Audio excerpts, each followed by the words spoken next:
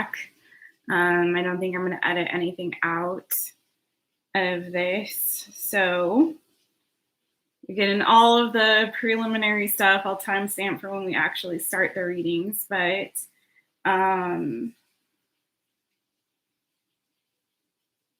apologies. Let me get this set up here. We are doing all signs. So we've started doing all signs readings every Thursday, and then every Friday we do 5 free Fridays, which is when we do 5 free 1-question readings. And we'll mix it up every week. It may be something a little bit slightly different. So, for example, last week we also took $5 questions on Friday along with the 5 random pulls. And then this week we're going to do giveaways. So I'm going to do 5 free 1-question readings and then 5 giveaways. And it should be a lot of fun, I think. I hope. So I hope you'll join us for that. And so again, all signs are live every Thursday. And then every Friday we do 1-question readings. And that may change, not the days and the subject, but Fridays may change eventually, just to kind of make it a little bit easier. We might start doing for Fridays, $5 Fridays. One of my subscribers and friends suggested that I start doing $5 Fridays because the random draw can be kind of cray-cray. So we might figure out a different solution for that. And $5 for 1-question reading, especially considering that I take, some time with it, I think is a very good deal. So I think that was a great suggestion. Thank you, Tressie. And shout out to Tressie, who gave me this beautiful mug, which I thought was perfect for tonight's topic, which says radiate positivity. I don't know if you can see that very well, but it says radiate positivity. And it's got a moon and stars and open hands. So, all right, you guys, I'm going to go ahead and get into it. It is the holiday season.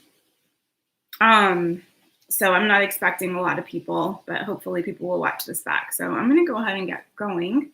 I'm kind of keeping it darker this time just to kind of have some mood lighting. It may not look so great. It's not the best lighting, friends, but I've got some candles lit here.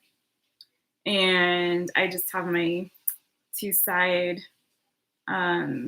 lights instead of front facing big old light, which I felt was a little too bright for tonight. It's raining here. I don't know if you guys can hear that rain, but it's very nice. It's very zen, getting us in the mood for self-care. So I'm going to light my Palo Santo. I know this is a very different topic, and I don't know any other reader who's done self-care messages, but that's okay. It's really what I'm about, you guys, about that self-healing, that healing journey, and about self-care, about really getting in touch with yourself, knowing yourself, advocating for yourself in all areas and aspects of your life, and loving yourself, knowing how to care for self. Because once you really get into practice of self-care and nurturing your growth and your healing and yourselves, is when you start to see changes manifest in every other area and aspect of your life. You start to attract, good into your life. You start to attract people that are vibing on your frequency into your life, and who can help you more on your healing journey. You stop, reacting out of ego, and you start really, really, instead, reacting or operating or making choices and decisions for your life that are coming from that healed place within. So I'm really all about self-healing, self-care, all of that stuff. Gonna cleanse these decks. For me, maybe one day I'll share more about my own personal journey and why it's so important to me, and why it's so important to me to share what I've learned with others and help them on their journey and their growth. Someday I probably will. But for now, And tarot was a part of that. It really was. And so, but for now, let's get into this, friends. So what I'm going to do, if you follow me on Instagram, my @ for Instagram is @My Taropist. So if you follow me on Instagram, you'll know that on the weekends I do a self-care message and I use the tarot. And so for these readings, for these all signs readings, I'm going to use the Mystic Mondays tarot deck. Okay. And then I pull a I'm sorry. It's hello, Jessica, throat chakra. Hello. No, but it's Jill Pyle with illustrations by Tatiana Vedenkina. I hope I'm saying her name correctly. Anyway, Jill is the CEO and co-founder of Goddess Provisions. So she created this deck, this oracle deck called the Sacred Self-Care Oracle deck, and it comes with this guidebook. And it's really female oriented. So I know I have some male viewers, and I will try to tailor the message for both genders.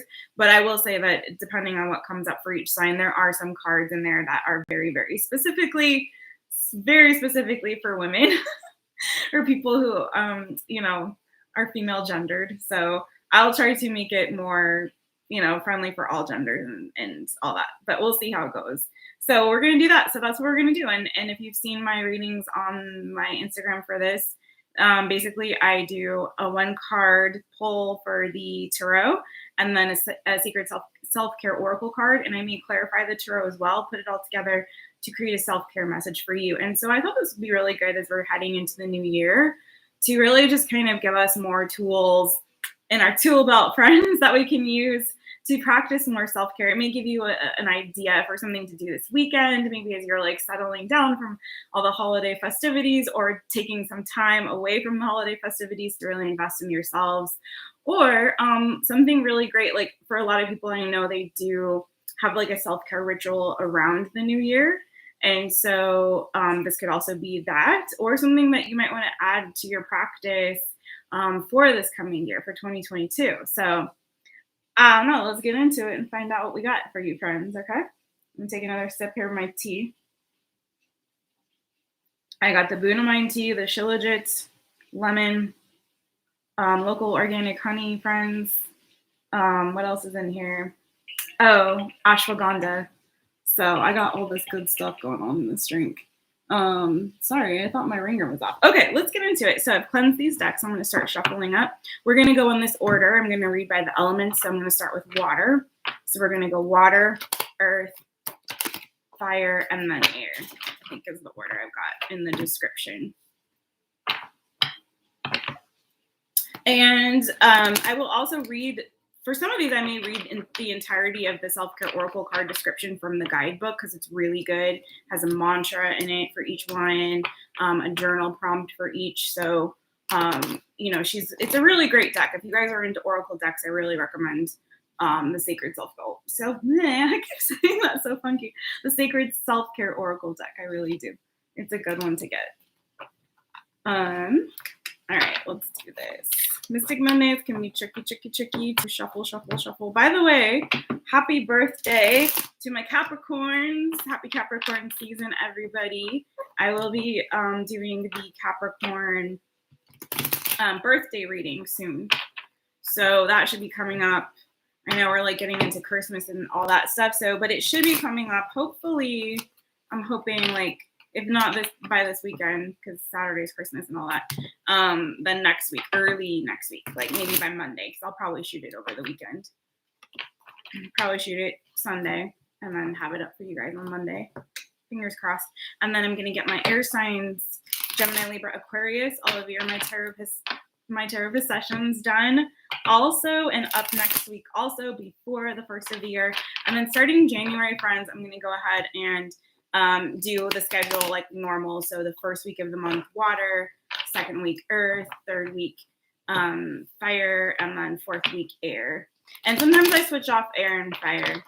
Sometimes it's a fun poll to do on Instagram to ask people what they want, which one they want to go first. Sorry to play games with y'all's hearts like that. But all right, let's do this. Then I'm going to shuffle up my Sacred Self-Care Oracle deck. I hope you guys like this mood lighting. A little different than normal, I feel that, but hopefully it's kind of going with the vibes. The vibes.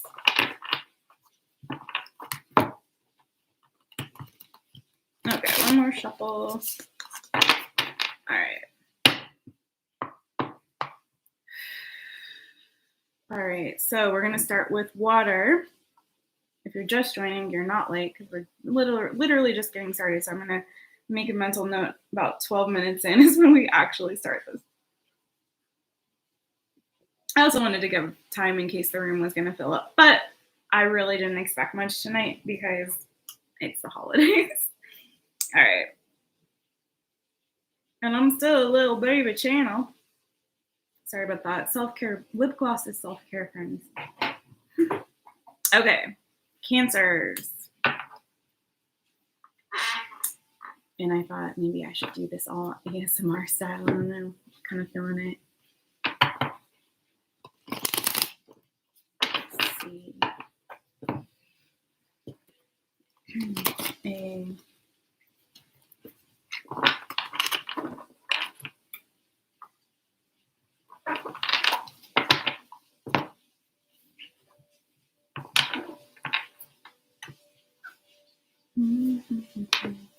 And saw Queen of Wands popping out for you guys. Maybe you guys need to work on get your hair did, get your nails did, that sort of thing. Focus on the exteriors, my Cancers. That's self-care. Beautifying yourself, getting some beauty treatments. Okay. What's the last shuffle? Cancer. I know I could use that, friends, to be honest with you. Okay. Shuffle it self-care.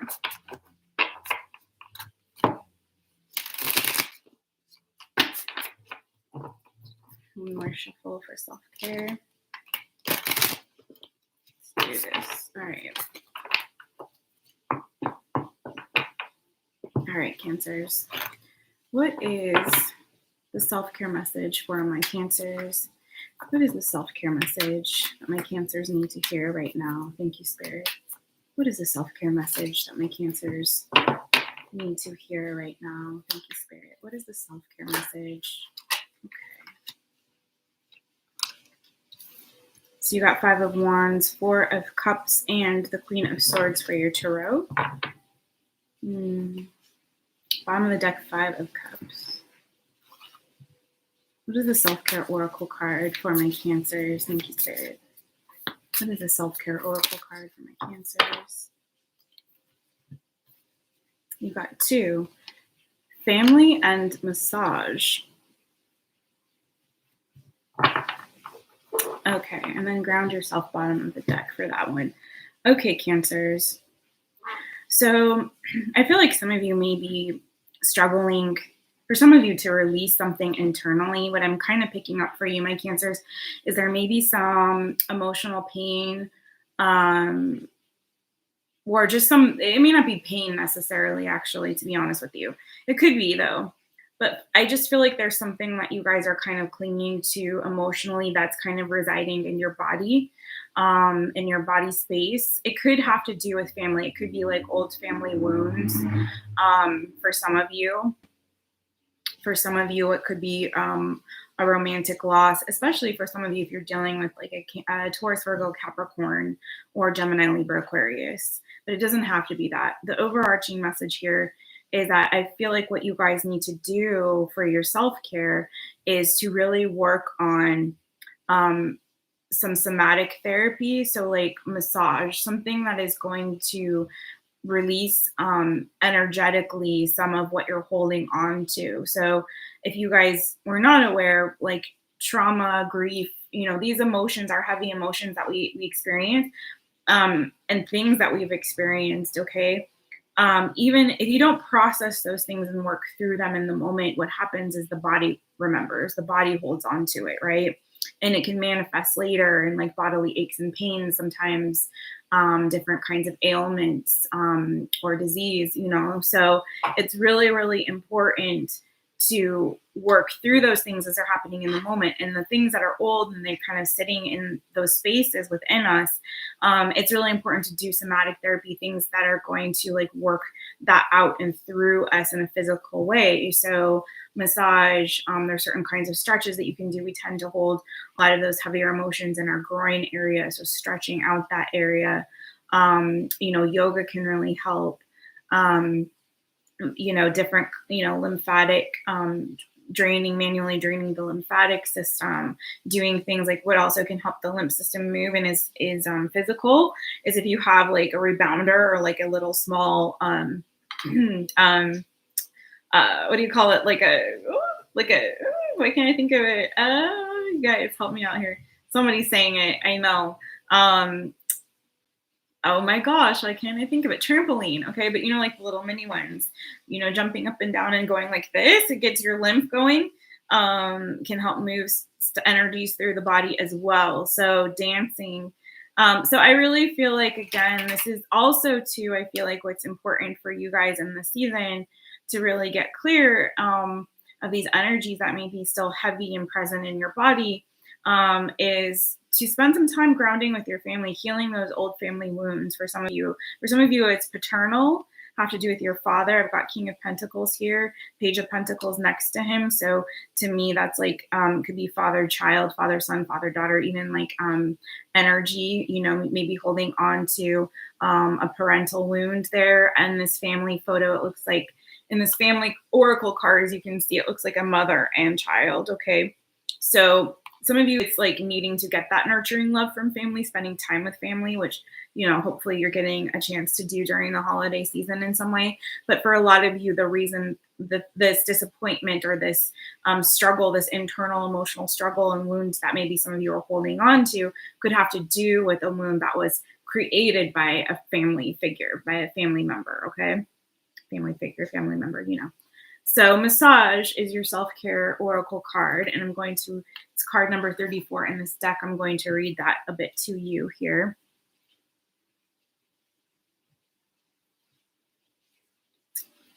So massage, the mantra is, I am fully relaxed and feel peaceful in my body. Bodies love to be touched. Massages are a vital part of self-care because most people live with some amount of discomfort.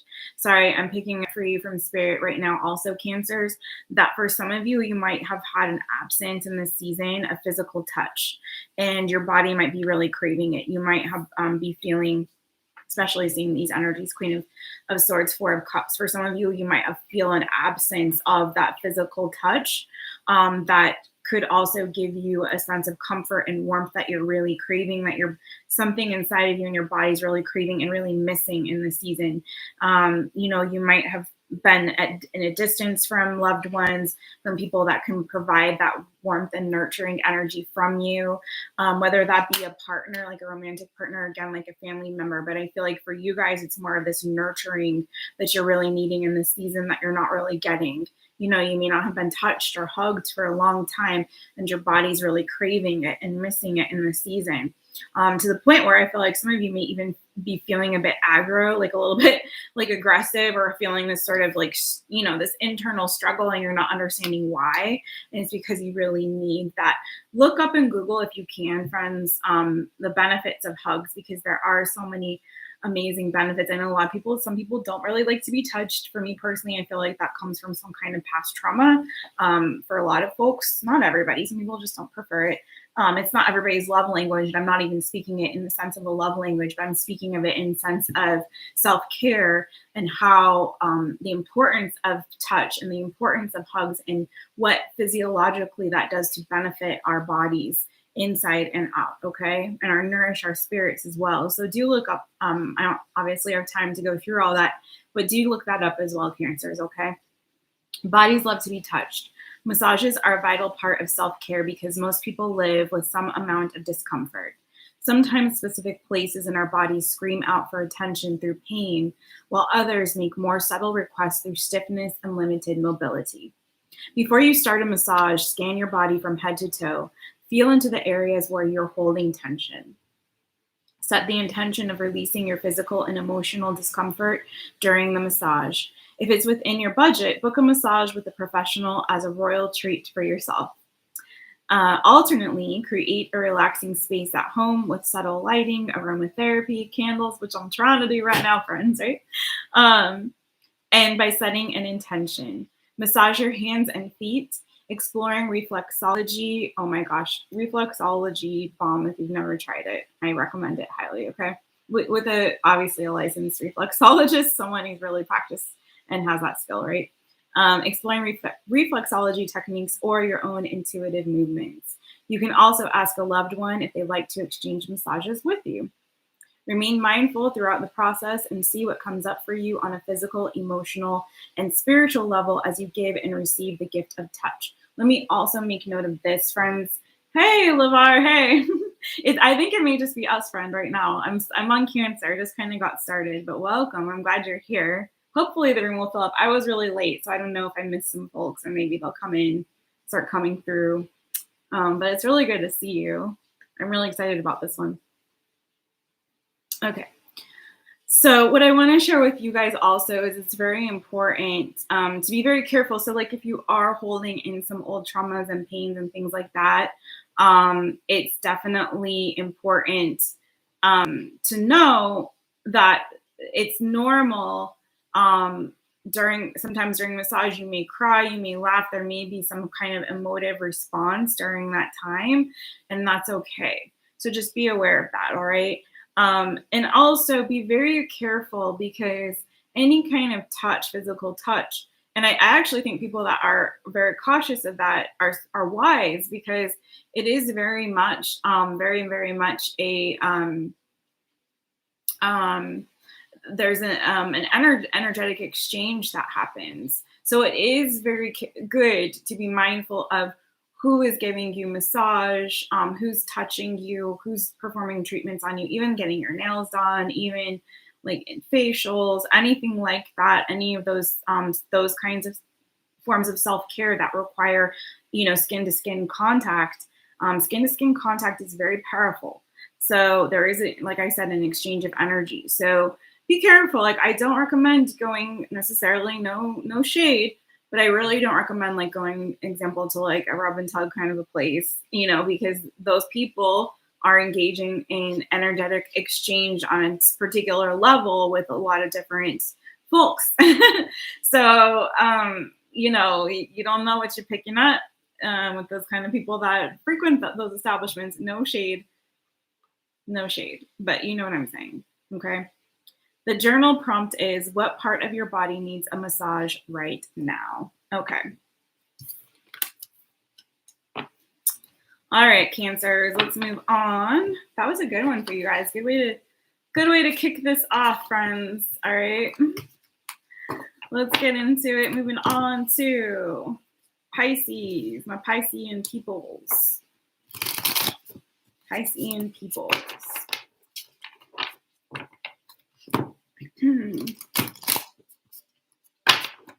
One more. Whoop, that's loud, I feel like.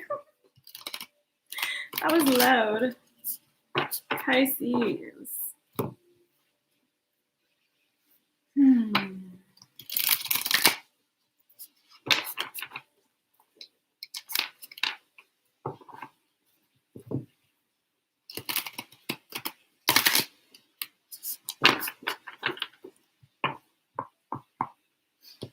Okay. Pisces. I don't think we have any fishy friends in here tonight. I don't know. People don't like the self-care topic. I don't know. That's okay. I think it's a good one. People will watch it back. All right, Pisces.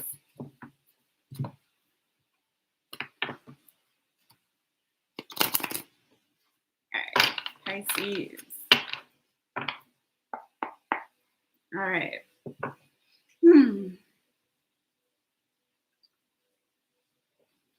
All right, let's do this. Pisces, what self-care message do we have for my Piscean people? What self-care message do we have for my Pisces people? Thank you, Spirit. What self-care message do we have from my Pisces people? Ooh, just one card for y'all. Knight of Wands. Ooh, you guys may need to travel. High Priestess, though. Eight of Swords, bottom of that. Magician underneath that. And underneath the Magician, the Nine of Swords. I'm hearing free your mind, free your mind. Some of you guys may be trapped up in your thoughts, and some thoughts, especially if it's like, if you're in the process of manifesting something and you're finding like you're not making a lot of progress, or you feel stuck on a loop, or maybe you've hit a plateau, or feeling a little bit anxious, and confused and anxious, and in your mind in the process of manifestation, I feel like this is just a side message for y'all Pisces, but I feel like Spirit saying, start leaning more into spirit and trusting your intuition. But not only that, but trusting in what you do not know and what you cannot see at this time. I feel like Spirit may be intentionally keeping you in the dark with some things that you may not need to see or know everything at this moment, but in time things will be revealed. Okay, so just continue to push forward, move forward, keep moving forward. Don't get stuck or trapped in a particular loop or pattern of thinking. Okay, because I feel like Spirit's like, you don't need to have all the answers right now. I feel like Spirit's saying, I have all the answers you seek. Your job is just to trust. Okay, so if you start to manifest, like I said, and you're getting up in your head about it, and you're starting to feel like you're hitting a plateau, or again, maybe doubts are starting to creep in, or again, old thought patterns or belief systems. It's like Spirit's just asking you to really trust and keep moving forward. Okay, things will become clear in time, I feel. Okay, so don't allow the confusion and the worries and the frets in your mind get you down, or because you may not be seeing it all at this time. Okay, what is the self-care oracle card for my Pisces people? What is the self-care oracle card for my Pisces people? What is the self-care oracle card for my Piscean people? What is it? Thank you, Spirit. What is the self-care oracle card for my Pisces people? Okay. Soak in a bath. And underneath that, meditate. Yeah, I do feel like, again, when you're kind of floating between friends, yeah. So when you're floating between 3D, 5D, and you're kind of going back and forth between the two, sometimes it gets confusing, You start to feel like you're making breakthrough and progress in the 5D, and then you come back to the 3D, and then you start to get in that, like, again, like I said, those loops, so there's patterns of thinking or behaving that's keeping you trapped in a 3D energy. So you can, I feel like you guys need to take a little mental break, okay, to get clear here. And meditation is a good way to get you back into that 5D space while you're existing in this 3D reality, right? Meditating can very quickly kind of bring you back to center, and it's a good mindfulness practice as well, so that you can be in this present moment, right? And also, again, like you can see as she's meditating, it's like she's connecting to her higher source, right? And so again, it's a way to very quickly connect back to source, and so that you don't lose sight of what progress you are making in the 5D. Because with this Knight of Wands, I feel like you guys are making progress, okay? But you're not seeing everything right now because Spirit's not ready to reveal it all to you quite yet, okay?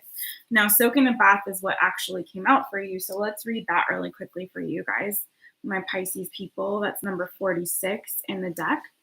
The mantra is, I let the healing waters restore me. Baths are an ancient ritual for energetic and bodily cleansing. Gather sacred items like crystals, candles, essential oils, and flowers, and sink into the warm water. Imagine the water washing away all that no longer serves you. Connect with the beauty of the meaningful objects you've assembled, and imagine their illuminating energy and radiance bathing you. Ooh, I like it.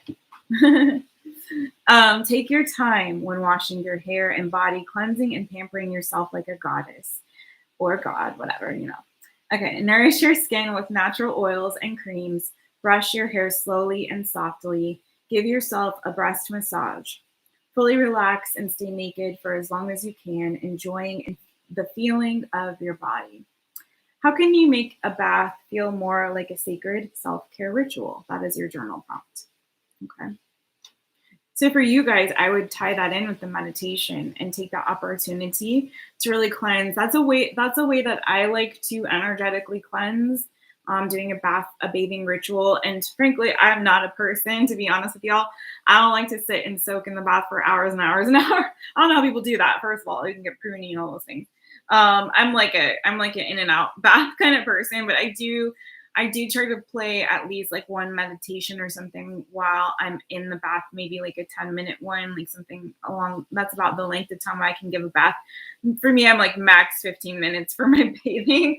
So I'm not one of those that brings like a glass of wine and a book and all that. But if you do, you boo, if that's what you want to do. But I think what Spirit's asking for you guys to do is to combine this with the meditation and use the bath as an opportunity to really cleanse yourself. So again, if you're in this energy where you're really trapped up in this 3D energy, right? Up in your thoughts and your intellect and your logic and your reason, and Spirit is like, while you're in the midst of this manifesting, it's like Spirit's like, cleanse yourself of that energy, that Eight of Swords energy, and take that opportunity to meditate and reconnect, okay, with Spirit, and get back in alignment with what it is that you are working on manifesting. So if you are one that is listening to like manifestations or things like that, that bathing is a good time to do that. Have the crystals like that correspond with what it is that you're trying to manifest. So like if you're trying to manifest money, finances, maybe have some pyrite around, okay? If you're working on, your joy or your sense of self and that sort of thing, maybe have like, an orange candle, like a yellow candle to kind of connect with your solar plexus chakra, some sunstone around, that sort of thing. If you're trying to get in this energy where you're trying to connect with your third eye chakra and again connect more with Spirit, you might want to burn yourself, a purple candle, maybe have some clear quartz around you, maybe have some lapis lazuli, some lavender. If you are trying to be more grounded, you might want to, or release some negative energies, you might want to have black candles around you. You might want to have like obsidian or something like that, or onyx around. If you're trying to manifest love, friends, you might want to have like some rose quartz around. Get a rose quartz lamp if you have one. Put rose petals in your bath, rose oil. You get the picture. All right. That was for you Piscean peoples. All right, moving on to my Scorpios. Scorpios. Let's do this. Scorpios. This Mystic Mondays, man. This deck, I love this deck so much. I wish that it was printed on a cardstock that was a lot easier to shuffle. I think as many times as I've said this to myself and during readings that I really should like write a letter to Grace. What was Grace's name? Grace Duong, and let her know, like, dear Grace, this is one of my favorite, if not my favorite decks of all the decks that I own so far. Can you please put it on a reader-friendly cardstock that doesn't cut up my fingers? Thank you very much. Grace, if you're listening, which is highly doubtful, please help us out. All right. Okay. That bath one is also very good for water sign Pisces people. All right. Scorpios. I tell you what, this deck shuffling is not my friend tonight. Shuffling is not my friend on tonight. Okay, Scorpios. Let's see. Shouldn't really be taking this long to shuffle. And it wouldn't if I almost used Otherkin Tarot, but then I was like, Mystic Mondays is really good for the self-care messages. It's also like my happiest deck, I'd say. Well, you guys see, it's like bright colors and all that. All right.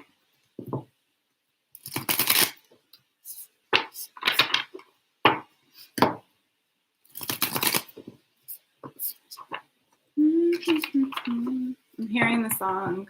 Scorpios, maybe this is for you. Beautiful. I just want you to know. Oh, that song was like such a high key. I don't know how Pharrell does that. You're my favorite girl. Oh, oh, oh, oh. Maybe you guys need to get in touch with your, maybe you guys need to remind yourselves that you are beautiful. Scorpios, you are beautiful. It's in between Scorpio and Pisces, so it could be for either of you guys.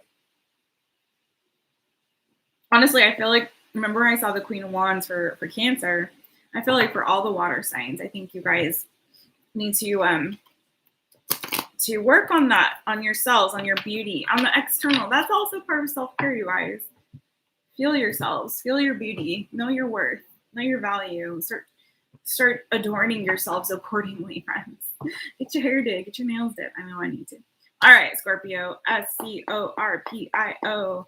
What is the self-care message that we have for my Scorpios? That was really quick. Well, you guys got the 5 of Wands. Judgment. You guys might be struggling with making a decision. 6 of Pentacles. Princess of Cups. You might be really wanting someone to come back around and communicate to you in this season, and kind of waiting for someone to give back to a connection or come back, or anticipating come back around.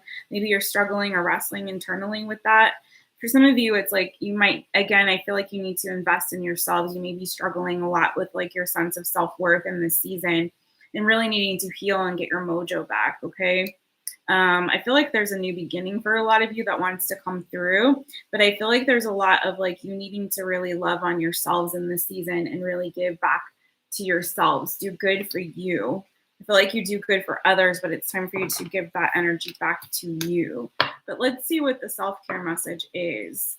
But I do feel like it's like I was saying, I think it's some of it is like, get your hair did, get your nails did. I feel like Scorpios do something. Especially if you're feeling like not good enough or not or like you're in competition with others or something. Maybe there's struggle going on external to yourself. I feel like for some of you, it's you needing to, you looking at yourselves in the mirror and kind of realizing like, I'm not really giving myself love in this season. I'm not speaking to myself kindly or treating myself kindly or doing things for me that I really need to. Maybe you've been really busy with work for some of you and you just kind of need a break and some time to heal for some, okay? For some of you, again, you could be embarking on a new beginning. Maybe you're anticipating it and may have to do with work, in which case that may be causing you a bit of stress and anxiety and struggle here at this 5 of Wands. You know what? Before I get this self-care card, let me pull a clarifier for this 5 of Wands. Please clarify this 5 of Wands. King of Wands. Yeah. And then the 9 of Cups. This is all about self-love, I feel like, you guys, my Scorpio people. Some of you could have a male fire sign on the brain, but I don't feel like that's it. I feel like this is really you. And you really needing to, if you're struggling again with like feeling worthy, feeling good enough, loving yourself, giving yourself that self-love that you need and deserve in this season. Maybe some of you had to walk away from something or struggling with some emotional loss or something that you had to walk away from or let go of or release emotionally. Maybe it was really hard for you to make that decision. But you needed to in order to kind of get your your groundedness back and to get clear. And again, to like really fill up yourselves emotionally. I feel like there might have been an internal conflict that was related to that, but you're working on really right now in the season, I feel like getting your balance back and really loving on yourself, getting your emotional balance and stability back and really loving on yourself, treating yourself well, treating yourself kindly, and fighting against, for some of you, maybe some internal struggles that you've had, especially if they've been emotionally or again with like a sense of self-worth or a feeling of like, that you can really conquer what it is that you need to and overcome what it is that you need to in order to have this love that you really deserve. Because you do deserve it, Scorpios. You do. You are worthy. Okay? You are worthy. Just know that. And I think you need to start feeling yourselves a little bit more and stop struggling with like your sense of worth and value here and start pouring again, like investing in yourselves, loving on yourselves. Okay? What is the self-care oracle message for my Scorpios? What is the self-care oracle message for my Scorpios? Like, I think you guys are the shit. Like, honestly, I think the cards are basically saying, like, y'all are the shit. And I think you need to really know that. So your self-care oracle message is rest. Card number 43. Underneath that is aromatherapy. So I put that together, honestly. Underneath that's intuition. But I feel less that. I feel like it's like if some of you have been having trouble sleeping or dealing with that, not getting enough rest, or again, like I was saying, I think before, like doing a lot for others or doing a lot in general, maybe work has been busy and you're not really getting the rest that your body needs and really having the time to take care of self, right? Maybe explore some aromatherapy. Like if you don't have a diffuser, you guys, invest in one, okay? Invest in a water diffuser specifically. It's the best kind. And maybe have a diffuser going in your room before you go to sleep or while you're starting to drift off. I mean, if you can afford to keep a water diffuser on overnight, do it.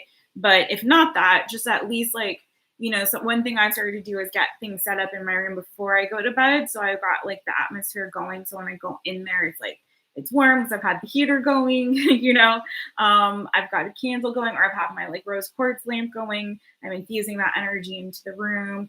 I put the crystals out by my bed that I want, for the intentions that I'm trying to have while I'm, sleeping that night. I play binaural beats or like different sound frequencies when I'm sleeping. All these things I kind of try to set an atmosphere. So for you guys, I think aromatherapy, especially look into blends and specific oils that sorry, my laptop is doing some funky stuff. I don't know why. Into some oils that would be really relaxing and help you to sleep. Bergamot is a really good one for bergamot's a really good one for stress relief and kind of anti-anxiety, calming down your anxiety. Lavender is really good for rest as well. So just kind of look into that. But I'm going to read this rest one for you, and then we'll move on to our earth signs, friends. Okay, rest. Mantra. I am beaming with life force energy. Woo! That don't sound like the king of wands. I don't know what does, friends, right? You are beaming with life force energy. Sleep is an essential part of maintaining your health and energy. Take the time to make your bedroom and bed a cozy oasis. Ready yourself for a night of restful sleep by making sure you're fully decompressed and relaxed before you climb under the covers. What I just kind of say, right? Calm your nervous system with some light stretching or herbal tea, and by disconnecting from technology, journaling, meditating, or taking a relaxing bath. They do say, friends, that like you should unplug an hour before you sleep. Don't look at any screens an hour before you sleep, because that can really disrupt your ability to get a good night's rest, friends. Okay. Just saying. It's better to read before bed, take a bath, like I was saying, all those kinds of things. Journaling before bed is really good because also that helps to empty out all the thoughts of the day, so you're going into sleep with a clear subconscious mind. You may find you have more restful sleep if you use blackout blinds or an eye mask, wear earplugs, or use a white noise machine. So essentially sensory deprivation. It does really help. But then also keep in mind that can help. They can make it harder for you to wake up. So if you have a hard time waking up, like for example, here's a tip for you guys, my Scorpios. If you use blackout curtains, which I do recommend and I use them and they're great. I've now had to start, like when my alarm goes off, like opening them up right away. Because if you don't, you still feel like it's nighttime and it makes it really hard to sleep. And you need to get that sunlight in your, like on you, like in the morning. It helps your internal clock. Okay. Just saying. Syncing up with the sunrise and sunset can help restore what it's like. I'm saying the things and then I read kind of exactly what I said. What? It's crazy how that works. And I swear I have not read this card before. I did not see that coming. Okay. Syncing up with the sunrise and sunset can help restore the natural rhythms of your body and rest cycle. What did I just freaking say? At first, you can try setting the alarm for sunrise, and then with time, you may find yourself naturally waking with the sun, feeling rested and ready to have your next best day ever. Hey, Kelly. Hi. Welcome, friends. I'm on Scorpio right now. Just finishing up, and then I'm going to Earth signs. Oh, I'm not doing questions. This is questions are tomorrow, Fridays. Friday is question time. This is just, I'm doing self-care oracle cards and self-care tarot readings for all signs. But tomorrow we're going to do questions. So, okay. So your journal prompt, my Scorpios, is: what patterns do you notice with respect to the amount of rest you're getting and how your body, thoughts, and emotions fluctuate? What patterns do you notice with respect to the amount of rest you're getting and how your body, thoughts, and emotions fluctuate? Okay. All right. That's a good one because honestly, you guys, like, it's always good, like, if you're feeling funky, if you're feeling funky, look at all the things. What nutrition are you getting? How much sleep are you getting? How much water are you drinking? How much exercise are you getting? And I know it sounds like so basic and common sense, and it is, but the truth of the matter is, like, the reality is that all those things affect our emotional balance. All of those things affect us mentally, spiritually, physically, emotionally, physiologically. So it's like you have to really, it's very important. Like, always do that check first. Check. That's why when I do my my DBT readings, or which is the My Taropist session, the full session, which I clarify if you book a private, which you can do through www.mytaropist.com. It's mytaropist.com. You get it, friends. The My Taropist session, the full one, right? I always give homework just like a therapist would, and I give it via dialectical behavioral therapy skills cards, and I clarify in each of those areas: your mental energy, your interpersonal relationships, what's bothering or distressing your distress skills, and then your emotional energy, your emotional regulation. So, which is really kind of the purpose of dialectical behavioral therapy, is really about emotional regulation, which is something that we all, I mean, there are specific types of personality disorders that have a harder time, or, mental health issues, or, people with certain mental health conditions that have a harder time regulating themselves emotionally, right? But we all kind of need to learn that and struggle with that. I mean, like, think of a toddler, right? I mean, it's part of what your parents should be teaching you and training you as you're coming up, because toddlers cannot emotionally regulate. They cannot. That's why they throw temper tantrums and all that kind of stuff, right? But even as adults, sometimes adults have a really hard time emotionally regulating, and it's important to learn those skills. But I digress. The point is that I give those skills intentionally so people can not just get a tarot reading, you guys. It's not just what I'm about. It's just reading the tarot, getting like your little fix, and then moving on with your life, and then coming back to get another fix. Like, my strongest desire and what I'm really doing is helping with people's healing journeys. And that's what I really want to do. But you have to do the work too, friends. Do you know what I mean? You have to do the work too. And so a lot of times people come for a tarot reading and things are they seem distressed.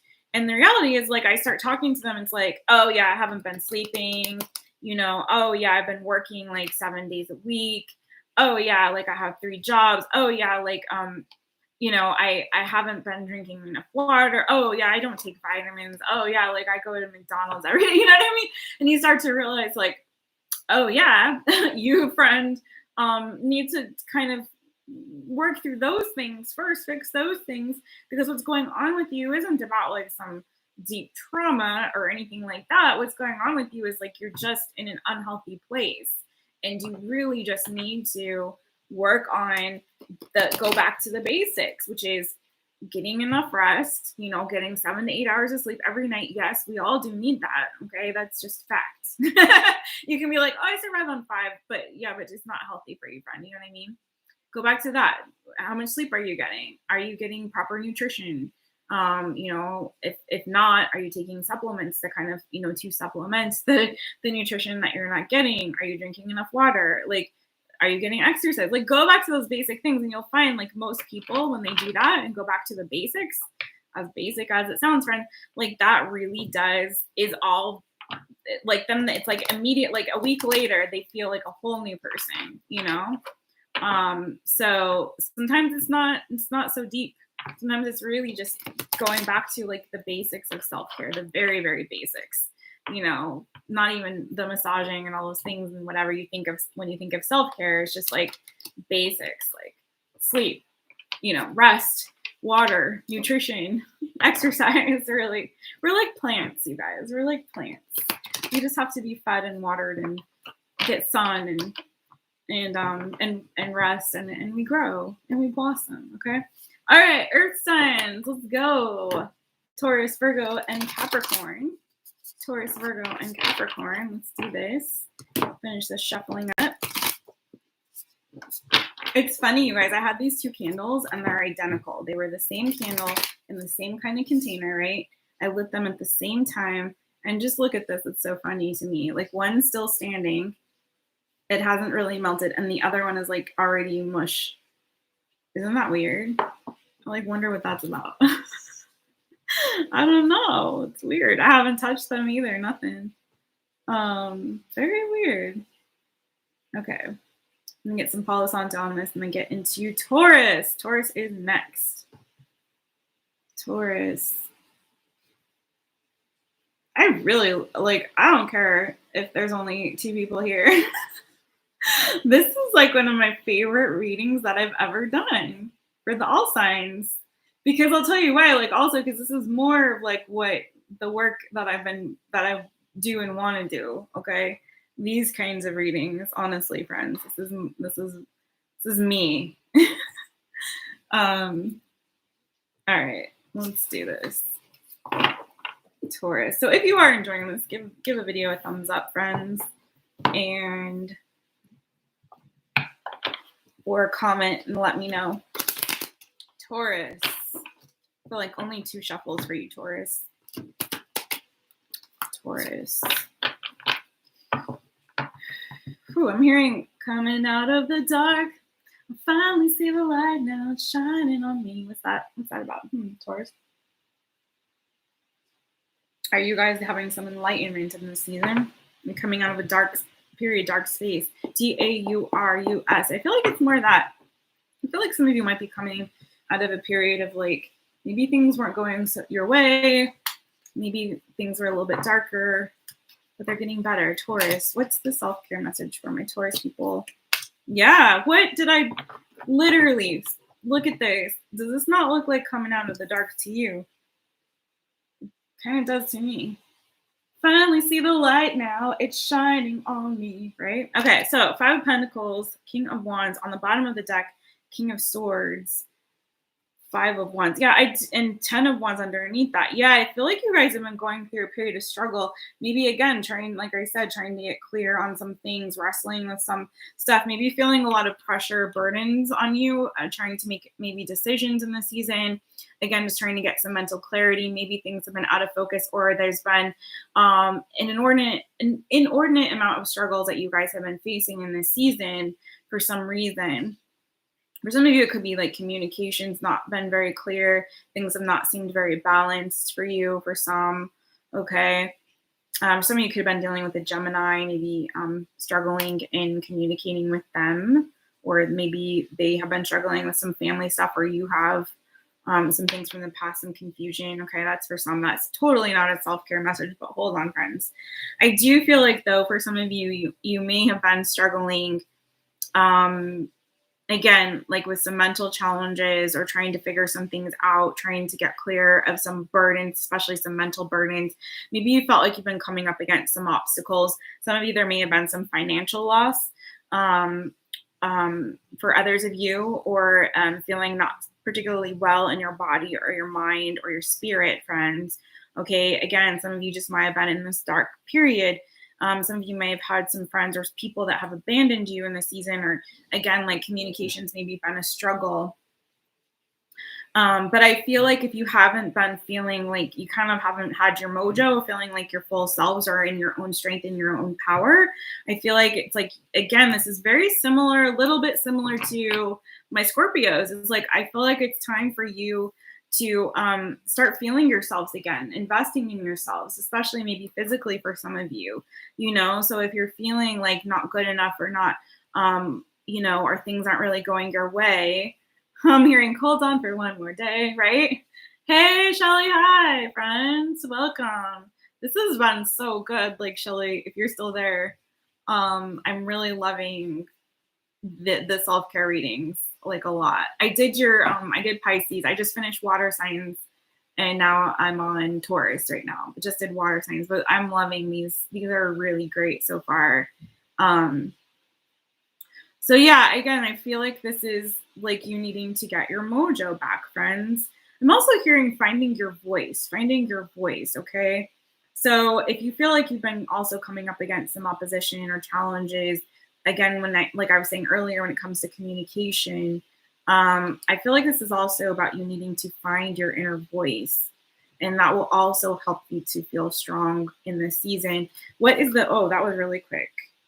Make a meal. Make a meal, Taurus. Some of you could be, okay, I am feeling this too. And underneath that, alone time. This is very Taurus energy. What? Make a meal in alone time. If I tell me I don't know Taurus is, that does not sound like y'all? I don't know. I feel like for some of you, Tauruses, you might not have been feeling so well in your body. And did I say that? I feel like I might have. For some of you, it is like been a mental struggle, or just not feeling, your full selves or in your own strength and power in this season.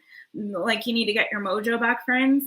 But also, I feel like for some of you, like I was saying, that whole thing about focusing on the basics. Are you getting enough rest? Are you getting proper nutrition? Are you drinking enough water? Are you getting exercise? Just going back to those basics. Are you breathing well? Like a lot of us don't even realize, friends, sometimes that we hold our breath in a lot throughout the day, right? And some of us have actual troubles breathing at night when we're sleeping. People have different conditions. Like, I used to date someone, for example, who had to wear a CPAP machine at night. So it's like you have to be, and this person wasn't even overweight. It was just they had, had that struggle. So anyway, point is like, and as I do that, I'm prompted to take a breath, right? But it comes back down to sometimes the basics. Sometimes this energy, being this Five of Pentacles energy, for me as a reader, this often shows up as just like not feeling good, feeling not well. So if you've been struggling even with like, headachy or body achy or, allergies or, feeling a cold coming on or something, hope to God no one that is watching has coronavirus or anything. But like, if you've been struggling, like feeling weaker, maybe for some, it's like, I feel like some of you just need to get some and reinvigorate yourselves, maybe nutritionally, by making a meal. But also making a meal, cooking for yourself, friends, is a practice of self-care. So let me read. And some of you just like need to also unplug your energy from others. If you're feeling energetically depleted with that Five of Pentacles, that King of Wands, to get back to that King of Wands energy, some of you need to spend some time alone or just unplug from others, energetically kind of take some solace in your own energy until you feel like you're not depleted anymore, okay? And while you're doing so, make a meal. So let's read number 32 for you all, my Taurus people. And then we're going to go to my Virgos. Make a meal. The mantra is, I am nourished by food infused with love. Okay. Remember when I was talking about energy earlier? Or maybe you don't, Taurus, if you're watching this later and you are only watching for yourselves. Earlier I was talking about it's really important to be careful about who's touching you, how you're being touched. Things that are, even friends, when you're like purchasing crystals, for example, if you are into that sort of thing, like you might go in shops and you'll see like a bowl of a bunch of crystals. And I always try to be very careful when I purchase mine, and I'll read your thing, but I know this is a sidebar, but this message is for somebody. So, you have to be very careful, because sometimes in those places where they have the bowl of the crystals, people will go in there, they'll scoop them up and touch all the crystals with their hands. And so the whole point of these things is the energy, right? The vibration and the energetic vibration. And so when people are touching, that's why, like, as a reader, as a tarot reader, also, I don't let other people touch my cards. And you really shouldn't as a reader, right? Because you want your energy to be on those cards and you don't want them to be picking up the energies of lots of people. Same with the crystals, anything that's involved with energy work. And that goes the same for your body and being touched. So especially if you are a highly sensitive person, or you are somebody that is like a healer, you work in that kind of field, you have to be careful, because every time someone touches you, even the eye contact, that's how I energetically connect with people when I'm reading for them, is through the eyes. And so you have to be very protective and guard that energy. So like when you go out to eat at a restaurant, friends, think of all the people that have handled the food that you're about to eat, right? What's going on in the kitchen, in the back of in the kitchen as they're preparing your food? What's the environment like? What's the energy like in that kitchen? What are they doing to that food? What's being said in that area, in that space, and how is that energy being infused into the food that you eat? So that's why it's important sometimes to really cook for yourselves, friends, because by cooking for yourself, you can infuse inject that food with your own intentions, like good intentions and love and nourishment and whatever it is that you want to put into the food that you're about to put into your body. It's a very sacred thing. Your body is a temple, right? So you want to be careful how you take care of your temple. And that includes what you put in it and what you put on it and what you allow to touch it. Okay. And so it's very important. Energetic exchange is very, very powerful, friends. So it is better, honestly. And I'm guilty, friend. I love freaking Postmates and DoorDash and Grubhub and all the things. I do. But even I think about that, like the delivery driver and who's handling my food and bringing it to me. What's the environment that my food's been in from the process of being made to the point where it's delivered to me? It's powerful stuff, you guys. It is so important to think about and consider, how, the energetic exchanges that you are experiencing throughout the day and how that is also affecting you, friends. And that's why, like, sometimes, like, if you can, like, a good practice at the end of the day is to take a nice cleansing, like, Epsom salt bath. If you were watching earlier and you saw what I was talking about, having a bathing ritual at night versus like watching TV or movies, again, guilty, friends, I am. But but having that time to really cleanse and purify yourself from all the energies that have been going on throughout your day. If that's not your thing, like for me, what I do when I go to sleep, every night I play certain sound frequencies, binaural beats, different things, sometimes affirmations, mantras, while I sleep, to really intentionally cleanse my energy. So whatever you have to do, I highly recommend having an end of day ritual or an overnight sleeping ritual that is ties in with cleansing your energy. Okay. But back to you, Taurus, and making a meal. That was for somebody. When made with love and intention, food has the power to nourish us beyond the physical level. I swear to God, I like, if you've been watching, it's like I say the message and then the book confirms what I just said. It's crazy. Okay. Prepare yourself a beautiful meal that's healthy and delicious, perhaps a favorite from childhood or a dish with seasonal ingredients bought from a market or shop offering organic and local produce. That's also important too, like where the food that you're actually getting is coming from, right? So processed food, part of the reason processed food is unhealthy for you isn't just the ingredients, but it's also the processing of the food, right? The more local and organic the ingredients that you can purchase, again, the more nourishing it is for your body and the less like icky energy you might have picked up along the way, right? You know what I mean, friends? Okay. Remain mindful and present throughout the entire process, consciously infusing love and gratitude into the food that you make. Eat it with the same level of presence and appreciation. Whether you are hosting a grand feast with loved ones or a weeknight dinner for one, a simple dish, or the most complex cuisine, take great pride in knowing that your two hands created it. The journal prompt is, what is your favorite meal from childhood? How can you recreate this meal for yourself and make it equally meaningful and tasty? And a really good, like, if you want to have a fun little homework assignment, my Taurus people, or anyone who watches this, a really good example of what I just said about the energy exchange in cooking is the movie or the book, Like Water for Chocolate, which is about this I mean, it's about more than this, but it is also one of the things it's about is this woman who has this ability to like whatever when she cooks food, whatever her energy, the energy is that she's in, or the emotional state that she's in, it literally goes into the food and affects all the people that are eating it. So she's sorrowful and she's crying and her tears are in the food. Then the people that eat it, when they eat it, they start crying and they're sad and they feel that emotion, right? But it's like it's sort of a fantasy, but obviously, but it is a visual representation or a literal representation, being that it's literature initially, of what I'm saying, of how powerful it is, that energetic exchange, even when we're cooking and what we're handling and touching, okay? All right, moving on to my Virgo peoples. Virgos, thanks for whoever is watching with me live. I feel like these are good for everybody. Like there's little nuggets with each one that I've read so far that I think can apply across the board. So that's another reason I'm really loving this one, you guys.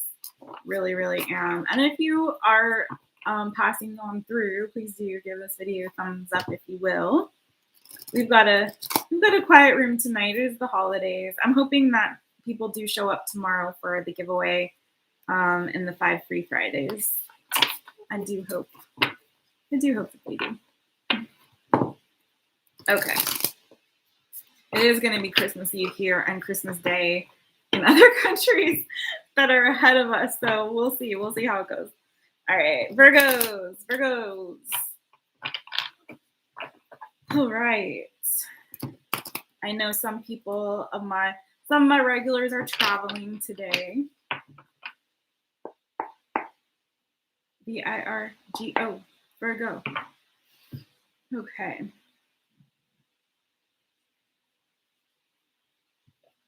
All right, Virgo. What is the self-care message for my Virgos? That was really quick. Princess of Pentacles. Ooh, Nine of Swords on the bottom of the deck, the Lovers.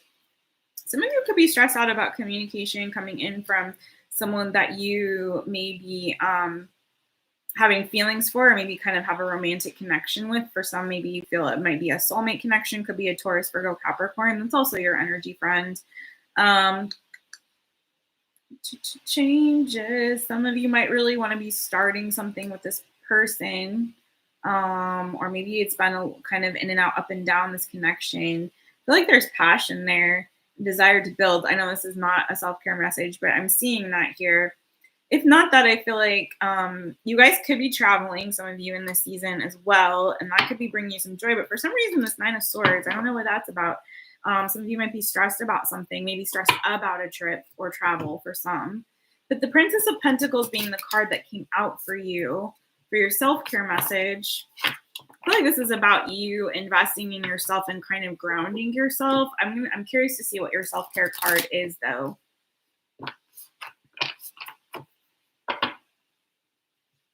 What is the self-care message for my Virgos? What is the self-care message for my Virgos?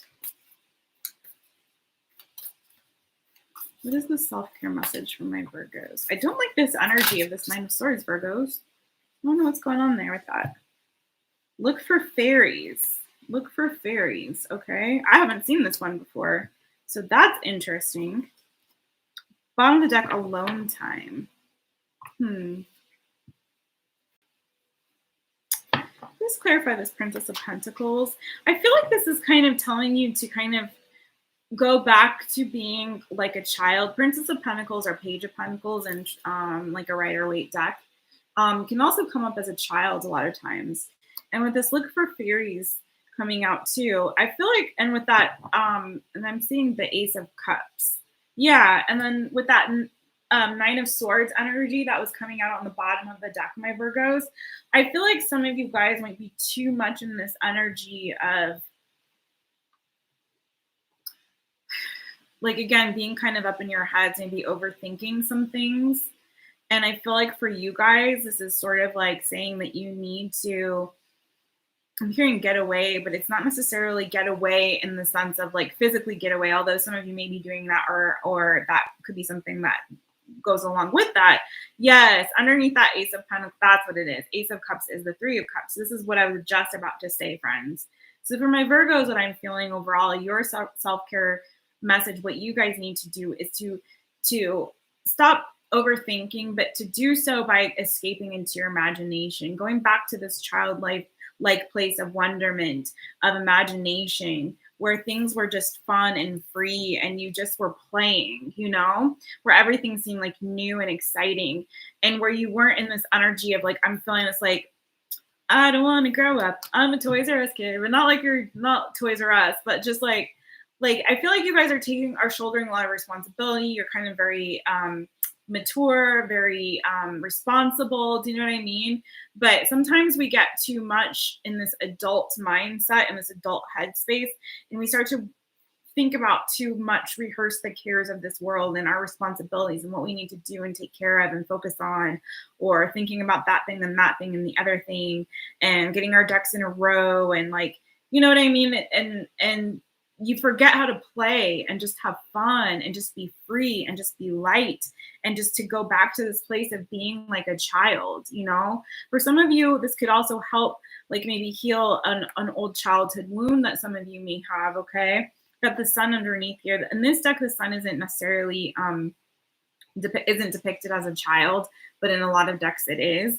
But it's also this energy. There's a strong energy here of you needing to kind of just play and have fun and be free and release whatever some of these burdens or past pains, hurts, and responsibilities that you may be shouldering in the season. It's like you guys it feels like you're too stiff. Do you know what I'm saying? That's the energy I'm feeling. It's like feeling very stiff.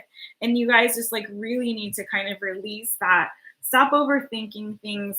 Stop being all up in your heads, you guys, and being in this space and just be in like that solar plexus. Just like have fun, be free, be light, be merry. Remember what it is like to be a child and to imagine again and to imagine, right? And just to have fun and explore and okay, let me read to you, look for fairies. But that's what it is. I just think y'all, Virgos, just need to play and just to go back to this childlike space. Maybe think about things that you did as a child for fun. Maybe you need to spend some time with friends. It is saying alone time on the bottom here. But I feel like it's more about, I'm not feeling that as much. I'm just look for fairies and these other energies, right? Maybe you need to go have fun and be with your friends, or just explore things that really give you that sense of joy and happiness and freedom and lightness and, So number 30, look for fairies. The mantra is, what I believe I see appear before me. Keep your eyes and ears open for evidence of fairies and other ethereal beings. Remember, they're genuinely all around you, brimming with creative ideas and guidance to help you on your journey. You just have to tune into their presence. But first, you have to believe that they exist. So again, going back to that childlike place of wonderment and imagination, friends. Whatever we focus on and put energy toward will shape our life experience. The magic surrounding us can typically be seen only by those who are in a state of joy, looking at the world through the eyes of a child and open to infinite possibilities. I'm getting chills all through these readings. It's like literally what I say. It like the book says it after me. And I have never read this before, you guys. Soften your gaze when you are outside in nature and keep aware of what you spy in your peripheral vision. Some of you guys, Virgos, some of you might have like a very strong connection to the spirit world. I'm also picking up on. You might have had supernatural experiences where maybe you have seen things, maybe visions, or you've seen like maybe ghosts or spirits or things like, you know what I mean? The veil has been torn for some of you. You've had experiences where you've seen beyond the veil into the supernatural world, or had those kinds of spiritual or supernatural experiences. And maybe you had them as a child. And so what I'm picking up for you guys is remember, maybe as an adult, you've grown up and you've lost some of that because you've put yourself so much in this in this 3D energy that has, like I was saying earlier, I forget which sign, I think it was Pisces. So that you've kind of you've put a boundary up between you and this 5D world, or this, you've kind of, you've had life experiences that have kind of hardened you and disabled you from being able to like really experience those things or see them again. You know what I mean? It reminds me so much of the movie Hook, which is also a good like Christmas time holiday movie. If you guys have never seen it, I highly recommend it. It's actually really good. Robin Williams plays a grown-up version of Peter Pan. If you haven't seen it, if you have, then you know. But he was Peter Pan, and he was Peter Pan who lived in Never Never Land, the actual Peter Pan. But Peter Pan came to this reality that we're living in, friends, right? At some point, he came and became like a regular man, grew up, or a regular boy. He grew up, became a man. He had his own family. He had his own kids. And he started working, like, I forget what exactly he did for work. But, like a businessman or something, had a lot of responsibilities, like I was saying with you Virgos, and was very much in, living not in Never Never Land anymore, and lost even his very memories of what it was to be Peter Pan and have the Lost Boys and Tinkerbell and Captain Hook. Like, he lost all of those memories. He forgot how to fly. He forgot how to be Peter Pan. And I'm like, oh, this is so emotional. Like, I'm getting, like, tears are coming up. And there was this moment when he goes back to Never Never Land, and he's trying to, and at that point he does realize, or he kind of is getting that, oh, he is Peter Pan, and he, he actually is, but he's not fully like believing it yet entirely, okay? But he goes back to the Lost Boys, right? And they're kind of fucking with him, like, because they're like, this isn't Peter Pan. He's like this old schlubby dude, in a suit and glasses on. Like, that's not Peter Pan. And so they kind of put him through the ringer and through these tests, right, to kind of test him. Oh, if you're really Peter Pan, And so at one point, one of the little Lost Boys comes up to Peter, and he like mushes his face up and like gives him like a little manual facelift and like looks in his face and is like, oh, there you are, Peter. And it's like he has this moment of recognition of like realizing like it is Peter Pan. It actually is Peter Pan. And so for you, my Virgos, that is what I was getting for you, is like, you have to come back to that place, that childlike place of wonderment, and remember who you really are. And for some of you, the giftings that you really do have inside of you, and that you are free, and there are fairies, and you can believe. In fact, I think even there was even a part in the movie where where the Lost Boys and everyone's cheering him on, and they're like, I believe in you, Peter, because I think Captain Hook was like harassing him and saying like, you're not Peter Pan, nah, nah, nah, nah. And they were all starting to say, I believe in you, Peter. I believe in you, Peter. I believe in you, Peter. I hope this is resonating for you guys. And so that's what I want to say to you. I believe in you, Virgo. But you have to believe in you. And you have to believe in fairies. You have to believe that there's something beyond this 3D reality. And that you have a gift and an ability to see it. Okay? Whew, Lord. Okay. Soften your gaze when you are outside in nature. That was definitely for somebody. And keep aware of what you spy in your peripheral vision. You may just see fairies playing in the sunshine and by flowing water. If you whisper to them from within, they'll often whisper back with a cheeky little remark. Be kind and respectful to them, and they won't toy with you too much. So it's also, again, about having a respect for that supernatural world, right? The spiritual world, having a genuine respect for it, understanding that it exists, that it is real, just as real as this 3D experience that we're having, and to respect it as well, Sort of like you go out on the safari You see lions roaming around, you're not gonna jump out and start like throwing rocks at them, taunting them, being like, "Hey, lion, I dare you, come on over here." Yeah, you don't do that with this, spiritual world either, right?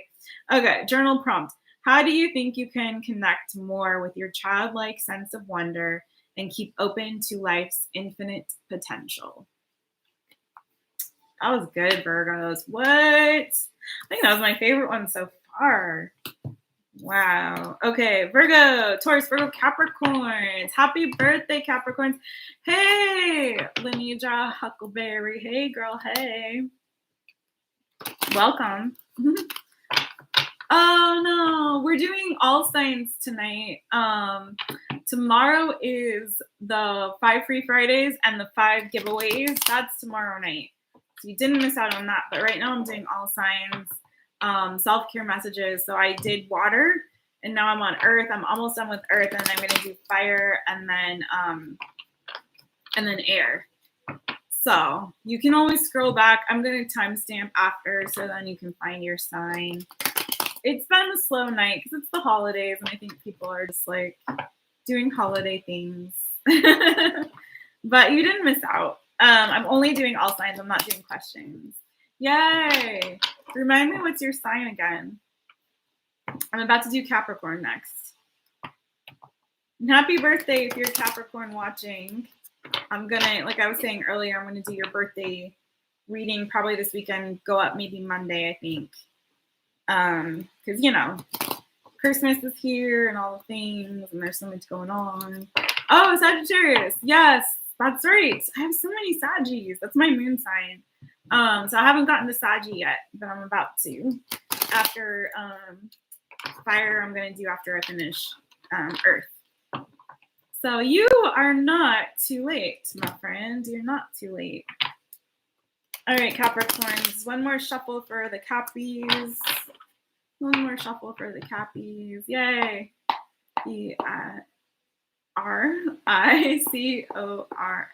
Capricorn. Capricorn. Whew. Virgo. I liked that one for Virgos. Man, that was really very unique and very, very interesting. And it felt really good for you guys. For somebody. Talk to me, somebody. Oh, your boyfriend's a Cappy, so you're on time for your boyfriend. All right. Okay. Sounds good. Also, you guys who are watching in the chat, feel free to put into the chat, please, and thank you, ideas that you have for all signs readings or what you would like to see, what you want to see for an all signs reading, because I do like to pick topics based on the feedback that I get. So this one, the self-care messages that I'm doing are really, it's like a little bit of a longer version of what I do on weekends on my Instagram at My Taropist.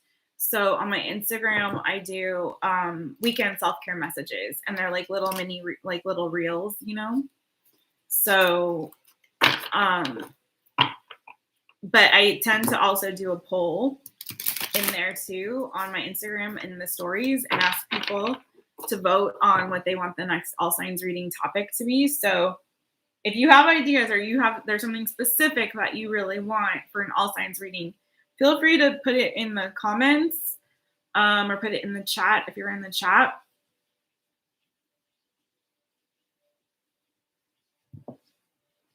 And let me know, because this actually was a request by one of my followers on Instagram.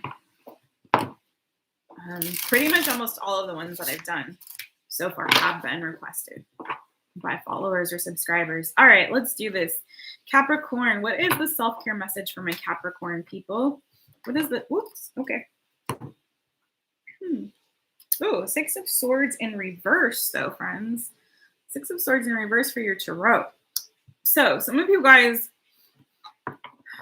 have a return coming. Maybe you guys are going in a particular direction and you need to make a decision to come back and not leave something, okay? For some of you, this could be like a mental blockage. I've got 2 of Cups, 8 of Pentacles. Princess of Swords. For some of you, this could have a decision. Some of you Capricorns may be making a decision about whether to move or not to move in some cases, or this may have to do with work or with a relationship or love, for some soulmate connection, or just like getting maybe trying to balance maybe work and relationship for others of you, or just getting some balance in general. But the Six of Swords in reverse is interesting. Now, in terms of a self-care message, let's see. What is the self-care, or please clarify the Six of Swords in reverse for the self-care message for my Capricorns. Please clarify the Six of Swords in reverse is the self-care message for my Capricorns. Please clarify the Six of Swords in reverse as the self-care message for my Cappies. Let me get myself out of this entanglement I'm in with my mic. Please clarify the Six of Swords in reverse.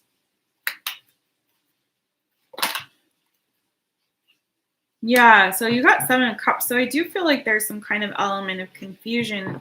So it feels like a should I stay or should I go? You have Three of Swords on the bottom and Five of Cups. Some of you could be dealing with some emotional heartbreak. This is going to make more sense, I feel like, when I get your self-care oracle. So let's pull it all together with the self-care message and see my Cappies. But it does feel like some of you are kind of confused about having to make a decision, maybe to walk away or leave a situation. You're not sure if you should stay. I keep hearing, should I stay or should I go? Should I stay or should I go? Oh, I'm hearing more. If I stay, wait.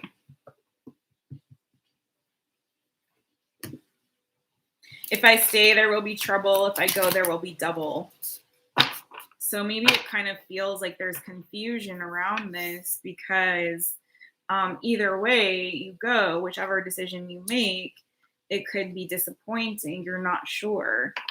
And so you're kind of going back and forth, trying to make the right decision, trying to see clearly what you should do, maybe pulling your energy away until you do, but kind of struggling with this. Some of you may be like a head over heart decision you're having to make about this. And I feel like it could be about anything going on in your life. Like I said, it could be with regard to an actual physical move or relocation, taking a trip for some.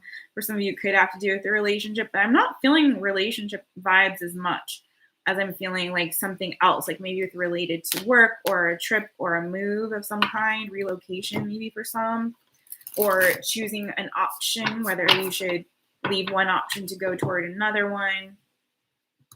Okay, one more for the self-care. Okay.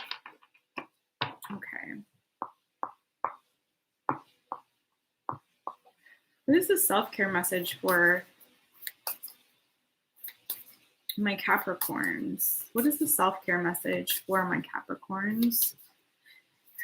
What is the self-care message for my Capricorn people? Oh, wow, girl. Okay. He's having... So Lenidra in the chat is saying he's having a problem. So her boyfriend's Capricorn. He's having a problem whether to stay at his job or leave. So exactly that, right? Okay. Create art. So you guys got create art for your self-care oracle card. And underneath that, connect with crystals. But create art. So I feel like what I want to say to you, Cappies, if you are in this energy of sort of confusion, before I read the self-care oracle card, what I'm feeling is like, especially with the Seven of Cups energy being here in terms of having options, right? It's about confusion, but it's also about having multiple options and trying to decide, again, like I said, should I stay or should I go? And I feel like part of the reason that some of you may be torn and going back and forth in this decision is because you feel like one decision or the other could be potentially heartbreaking or cause disappointment. Okay. I think some of you might be putting a lot of stress on yourselves in terms of what's the right move to make, what's the right decision to make. I have options, but and I want to make the right decision. So some of you are kind of holding back on making it. Some of you might be feeling like some internal struggles with this, but also maybe external. I feel like something is calling you to move forward and to have some kind of victory and to move forward towards something new here. But there is a little bit of fear, I feel like, associated with it. And again, if that does have to do with money, it could be maybe you're afraid of disappointing somebody, walking away from something that maybe that could be like financially beneficial, but also maybe afraid of disappointing someone, maybe a boss or something like that. And again, some of you just could have like some of you could be sort of a type of person that likes some kind of structure and stability. And maybe like it may feel risky to make a move going forward, and moving in a new direction may feel a little bit risky to you. Maybe you're kind of change averse, so you really like, inside, deep inside, you guys really like this sense of structure and like stability and I don't know necessarily conformity, but like, maybe like, again, you feel like there's a sense of honor or duty that you have to a particular person or a situation that you're in currently. And it may not be that you feel like you're making the wrong move for you, but it could affect other people or another person for some of you. So what I feel like in terms of self-care for my Capricorns who may be facing this decision, with the 7 of Cups and this create art, what I'm seeing here before I read your card is like one thing that can be helpful to get out of your head when you're trying to make a decision, especially if there's different options, is one way to get out of your head, friends, is to draw, okay, to do something creative. It kind of helps you to get out of this space and go more here. So it helps you to kind of connect more with your intuition and moving out of left brain into right brain energy, right? So, which kind of, to me, that opens you up, going more into a right brain space. It opens you up more to kind of go with flow and go with spirit. And I feel like when you're making decisions, especially like this decision, I think you guys are kind of up in here a lot with regard to making this decision, where I think you need to be making your decision based more from like what your intuition, what your gut is telling you to do. And so creating art can kind of help you to get out of this space and go here as you're making this choice, right? But also, I think writing in general, what I'm also getting, I mean, this isn't really creating art, and we're going to get into that. This may also be speaking to you in terms of like, if one decision is to go in a more creative route or creative path, maybe taking the path I'm hearing path of least resistance, but I'm feeling more what it's trying to say as like the road less traveled, that kind of an energy, right? Going on something that may be a journey. It's like that moon card energy, going down the smoky trail. It can feel very daunting and scary at first, especially if you're leaving a place or that's been a sense of structure, stability for you, and to go into this like new adventure that may be a little bit scary. But at the same time, it may be the option that your spirit needs right now, if that's the more creative route to take, right? So really like honoring your spirit. I think some of you are kind of feeling like you're more inclined to not move forward, especially with the 6 of Swords being in reverse. But I feel like that may be the way to go, but let's see. I also want to say, like, sometimes what helps when making a decision, in addition to getting out of your head and listening more to your intuition and your gut, and again, doing something like creating art and starting to go there, will help you be more right brain, which will help you tap more into that energy. In addition to that, writing down how, or making, maybe even drawing how that would make you feel. Like when you think about it, tap into the emotional aspect of the decision-making process, right? Or into your intuition. So again, like if you say out loud the words, like, I am going to do blah, blah, blah, blah, blah, whatever this is, option A. This is also one of my favorite tarot readings to do, guys. So if you do have a situation where you're trying to decide between option A or option B, or even 3 things, please don't give me more than 3 things.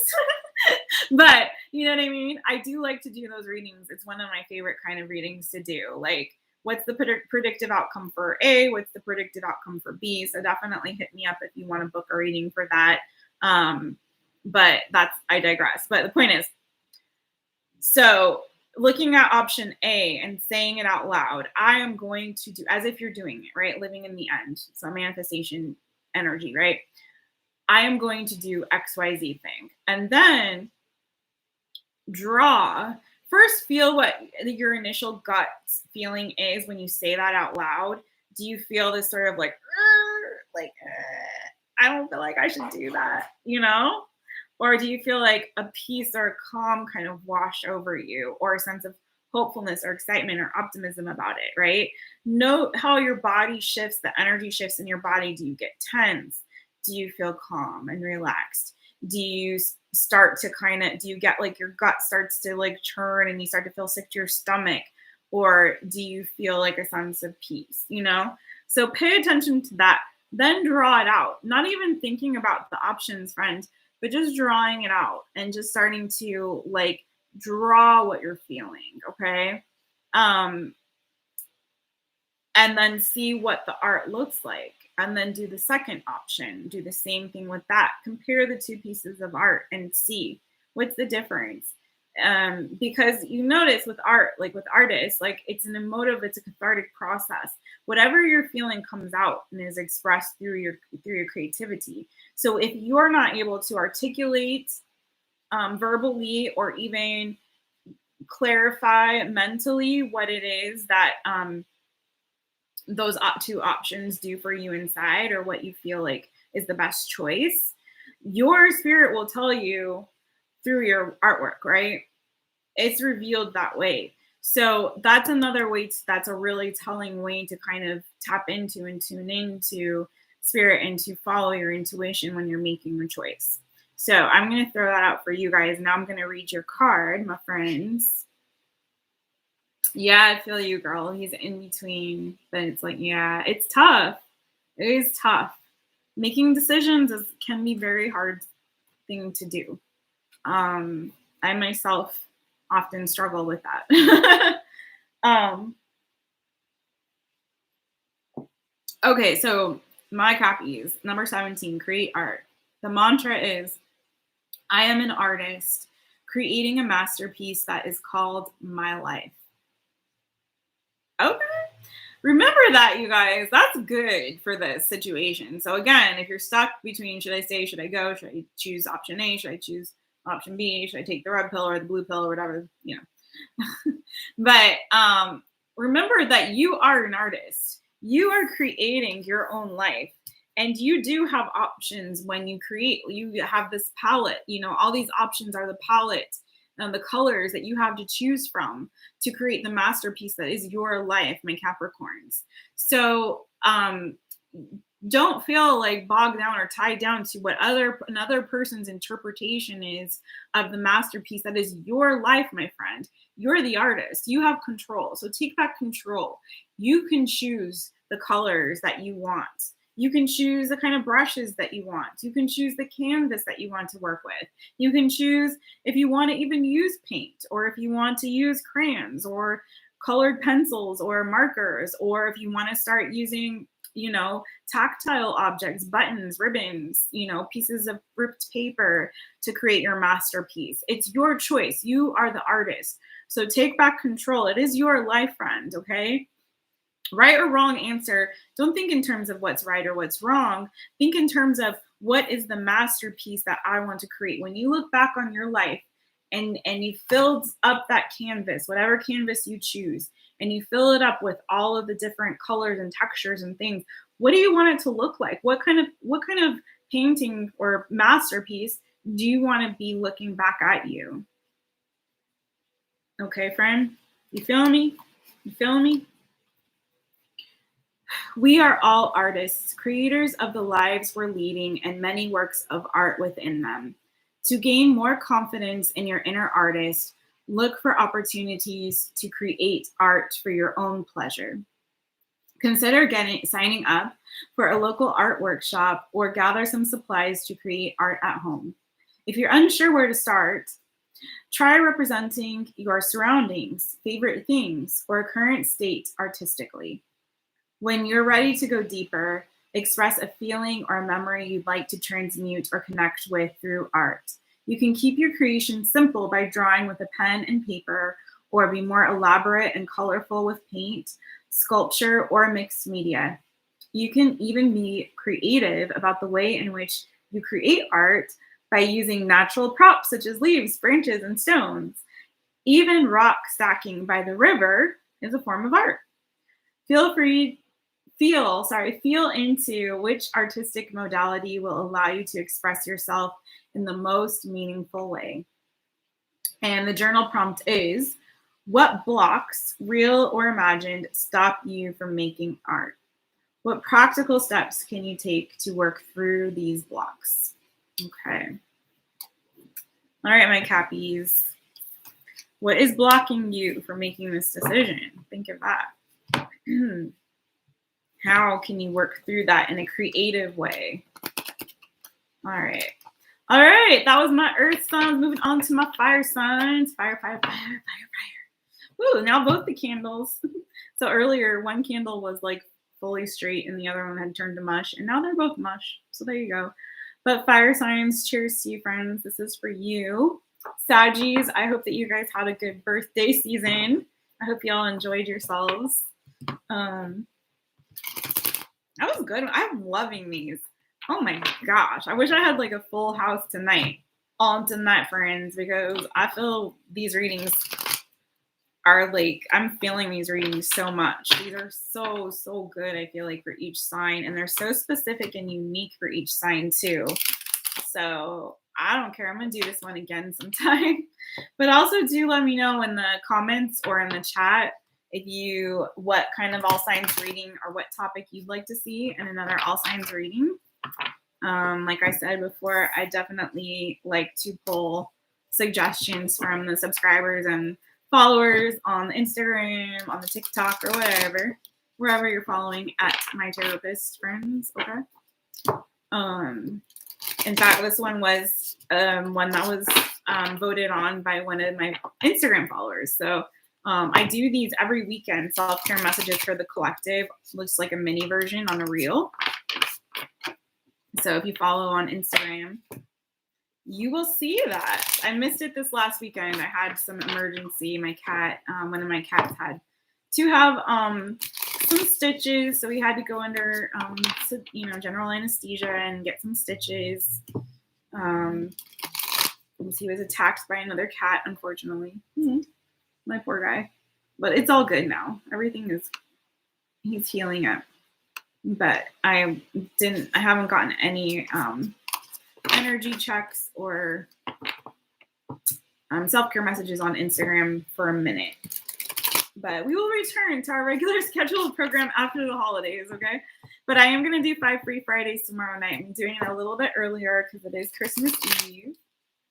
And hopefully you guys can join. We're going to do 5 free 1-question readings and then 5 drawings for giveaway. If we can get that many people in, hopefully we will.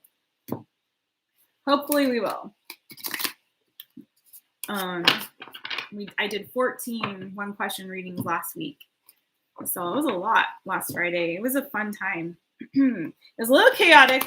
I've got a new process. I'm going to streamline it for tomorrow, you guys, or for this Friday. But it was still fun. All right, let's do this. Fire, fire. Woo! This Mystic Mondays deck, you guys, is hurting my thumbs. All right, let's do this. Fire. So we're going to do, I think, Aries, Leo, Sagittarius in that order. Let's do this. I like doing it by the element rather than the order of the zodiac, which some other readers do, the order of the zodiac versus by element. And I've seen some do by element like me. But if you guys like the order of the zodiac better, let me know too. I'm open to feedback, you guys. I'm still a growing little baby channel. So I do like feedback and suggestions. It is appreciated as long as you're kind with it. As long as you're kind. Okay. Ooh, that ash. All right. Let's do this. Hey, Tanya! Girl, what's good? It's a quiet night, friend. But this has been fun, Tanya. We're having, this is my favorite You call me right as before I started a reading. So good timing, Tanya. Follow my girl, True Temperance Tarot.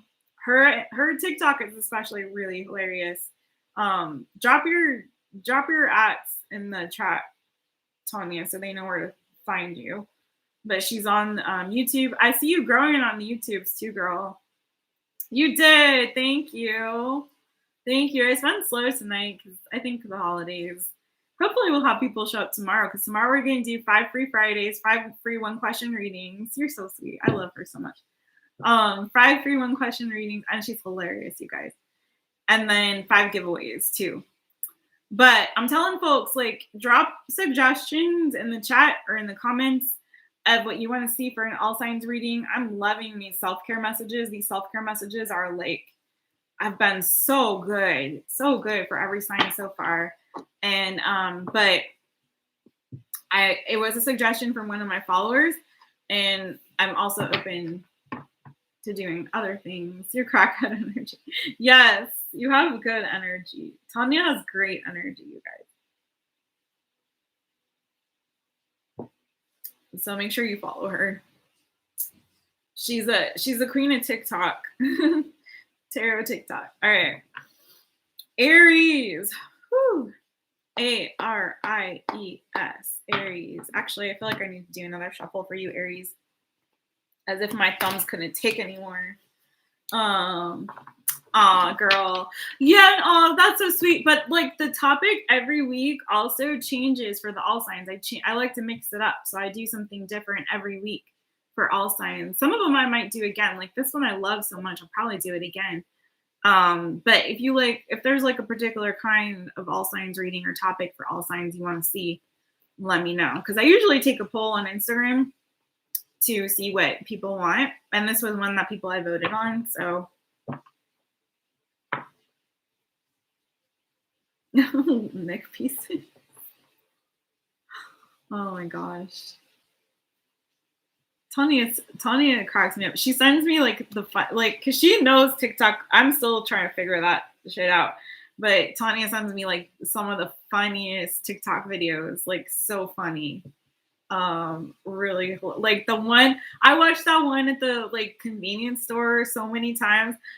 I was like, those people were so like they were just not having it. No one was having it that day. I don't know what was going on. What was in the air there? It reminded me of one time I drove through the Texas Panhandle and had to stop at a gas station. And the people that I experienced at that gas station in the Texas Panhandle, it was just like that. It was exactly like that. It was like the woman who worked there was like in her nightgown and her house slippers, like sweeping. And some guy runs in there and he's like, I'm just gonna use your name, Tanya, because I can't remember her name, but her name was like Millie or something, like no joke, swear to God. And he's like, Tanya, have you seen Billy Bob? Have you seen him? And she's like, no, I haven't seen Billy Bob. And he was like, well, I'm looking for him. And he like walked out. I was like, what planet did I just land on? What planet did I land on? I came from California, you know what I'm saying? I'm like, I never experienced anything like that. And then I looked at their postcards and they had like jackalopes, postcards with jackalopes on them and all kinds of crazy shit. I was like, where am I? What is this? I made my own way on TikTok and people caught on and my following jumped up 1,800 overnight. Girl, you do that. Yeah, right? You watch it over and over. So funny. You go, girl. That's amazing. Huge props to you on that. I need to be more consistent probably with posting on there. I'm kind of lackadaisical or whatever on posting on the TikTok. I'm like when I feel the urge. Yeah, Billy Bob, right? I was like, I swear, like true story. And the freaking house slippers and everything. And I was like, literally, what planet did I just land in? Like, I had never experienced anything like that. coming from California. The planet Methanus. Yeah, planet Methanus.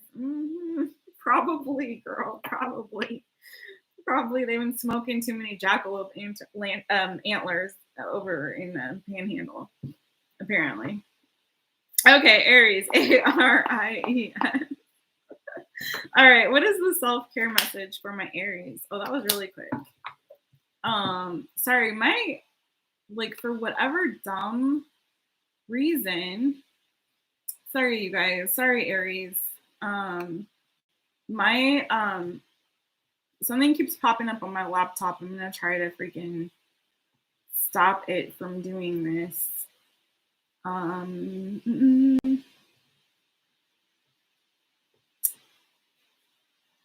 If I can. Let's see. I'm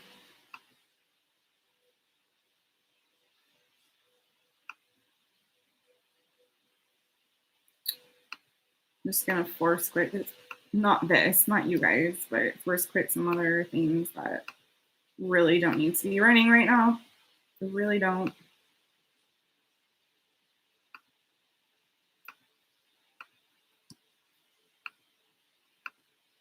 And hopefully that will solve the problem. We'll see. Okay. Sorry, you guys. Sorry about that. Smoking possum tails. Oh my gosh. Yeah, she gives you guys. So Tanya, True Temperance Tarot, she gives a lot of information in a short amount of time. But I see you speed it up. I think, right? Is part of it was what happens there. But yeah, she gets a lot out in a short amount of time. She's like the opposite of me.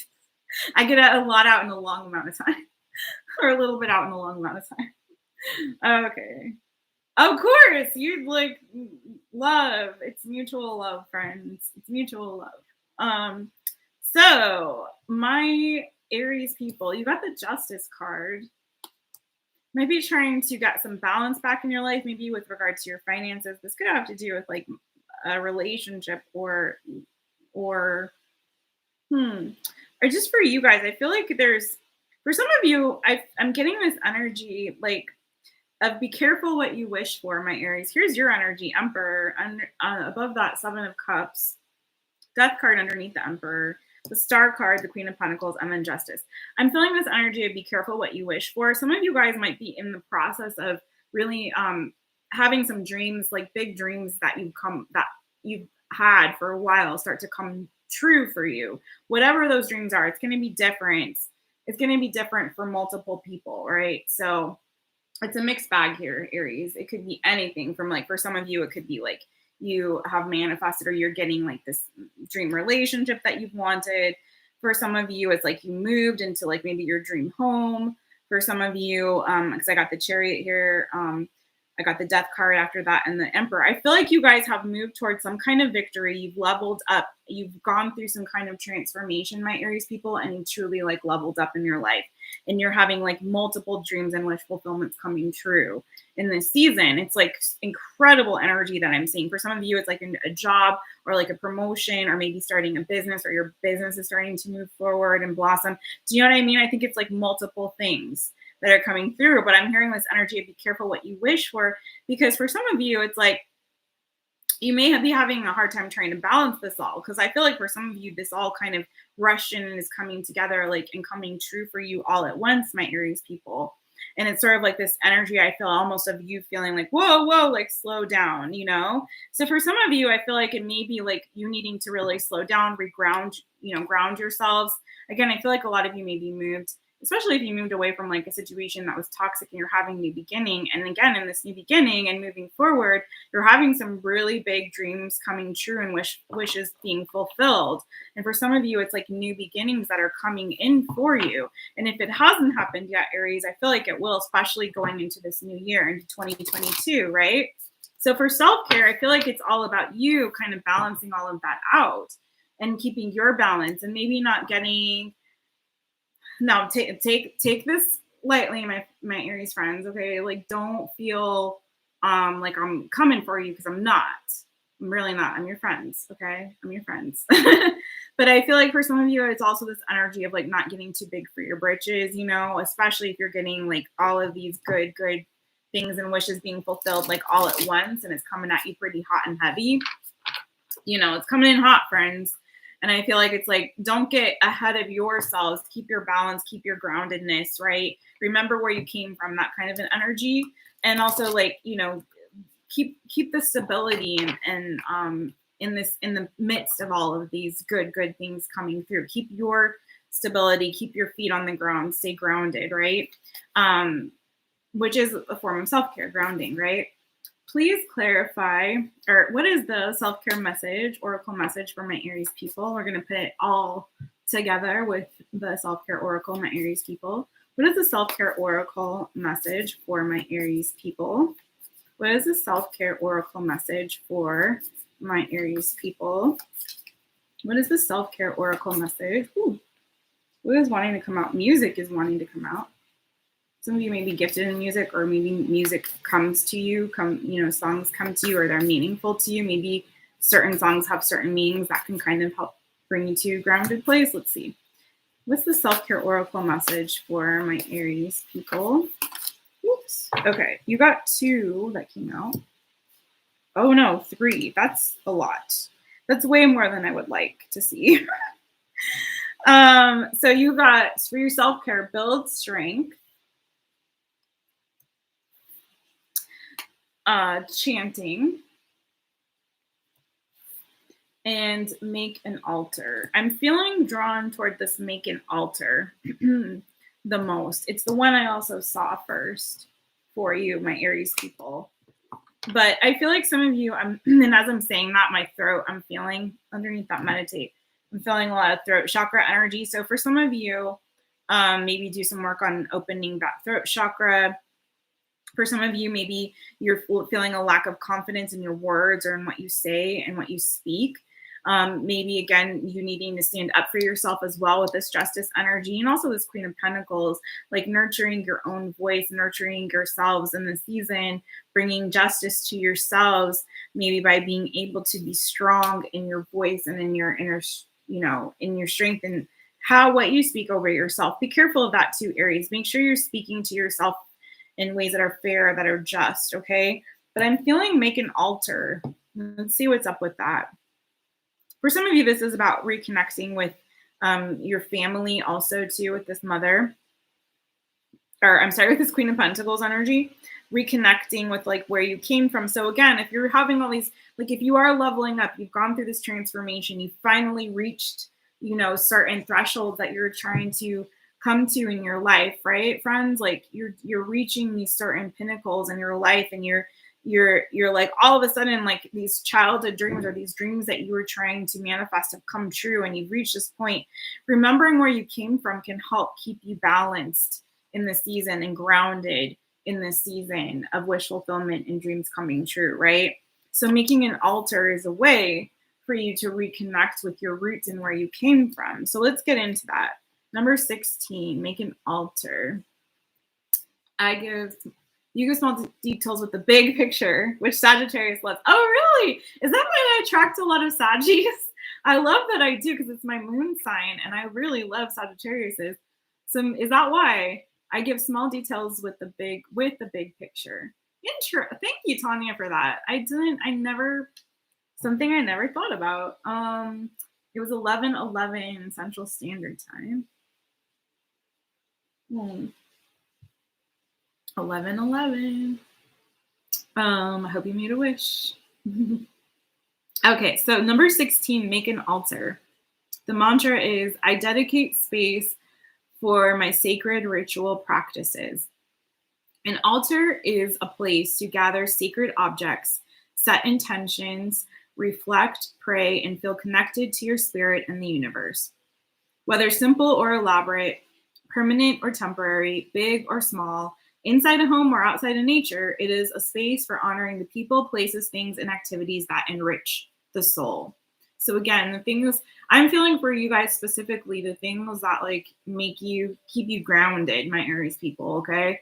That connects you to the things that not only are meaningful to you and nurture and enrich your soul, but also that reminds you of like, again, I'm hearing more like ancestral energy, like where you came from, who you are, right? Tune into what feels right for you. Do you need to refresh your altar space or create a new one? You can create anything from a money altar to a fertility altar, but whatever direction you go in, begin with intention. Look inside yourself for clarity on what you want to focus on. Photos, crystals, candles, animal totems, and objects to represent the 5 elements: earth, air, water, fire, and ether, or spirit is the 5th element, guys, are all perfect items to use. Intuitively select items that feel right and meaningful to you. Craft your altar to reflect your own creative power and the sacredness you bring to everyday life. Sit in front of it and focus on manifesting your intention. Remember that the altar itself does not hold the power of manifestation, but the energy within you as you interact with it does. So also, Aries, remember when I said some of you may not have been, like, maybe you haven't had all these wishes and dreams coming true yet, but I feel like if you haven't, and that's you and you're in that space, and as I said that, make a vision board came out. Use the altar as your vision board of sorts, you know. So if you are trying to manifest more money or more abundance, okay, or you are trying to manifest a higher level of commitment or relationship, make an altar that reflects what it is that you are trying, you know, the dream or the wish or the hope that you're trying to have come true for you, right, Aries friends? So that is also another way to use that altar energy. And yes, it is a form of self-care. So all right, Aries, time for Leo and then my Saggies. Yes, we are the ruling planet. The ruling planet is Jupiter, which is all about expansion. Okay, girl. That's right. You know more about the astrology stuff, Tanya. That is awesome. I did not know this. I'm learning so much. It's funny because again, like my moon's in Saggy, so this makes sense. I understand now. It's funny because I feel like sometimes I'm torn within myself because, you know, my sun sign is Cancer. I am on the cusp of Gemini, but I'm more Cancer than Gemini energy. But I always sometimes feel torn between like wanting expansion and freedom. Like inside my deep core, like I crave freedom and freedom of expression, freedom of identity, freedom of self and choice and all those things. And I really actually do like travel. I don't get to do it as much. I'm going to in February though. But like but also I feel torn sometimes between that and like my tendency to want to be like a homebody and like hunker down and like be hermity and in my crabby shell and creature of comfort and habit. So I kind of feel sometimes like I'm torn between the two worlds. Your Jupiter is in Scorpio, which is why you're into expanding your spirituality. Ooh, oh, that's rad. I like that. Okay, Leos. I think that's enough shuffling for you all. All right, Leo, L-E-O. Let's do you. Ooh, I hope I don't lose my voice before 5 Free Fridays because my throat is starting to feel like I'm overusing my voice. I was on the phone for like 5 straight hours yesterday, and now with this, you know, I've been talking for a couple hours already, and I'm like, I'm not used to talking so much because really I don't talk much throughout the day because I'm like here working at my computer and stuff like by myself. And so my throat is sort of like, you have used all of your energy, your throat energy. You're a nerd. You've been reading on astrology since you were 9. Wow, girl. You should do astrology readings too on your channel, you know? Jano, hey, what's up? No, we're not doing the questions tonight. That's tomorrow. Thursday we switch things up. So now Thursdays is just all signs reading. And then Friday is 5 Free Fridays and 5 where I do the 1 question readings.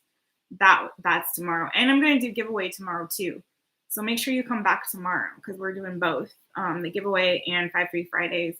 And that should be up, that the like thing where you can click, because I already set it up for tomorrow.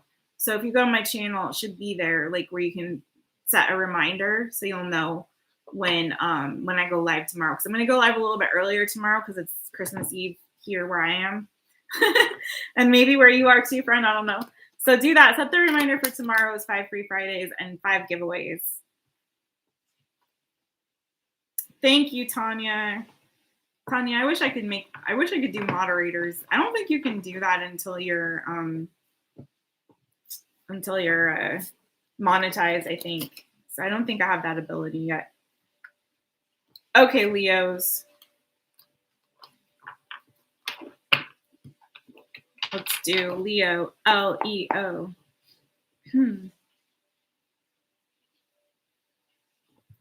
All right. What is the self-care message for my Leos? What's the self-care message for my Leos? There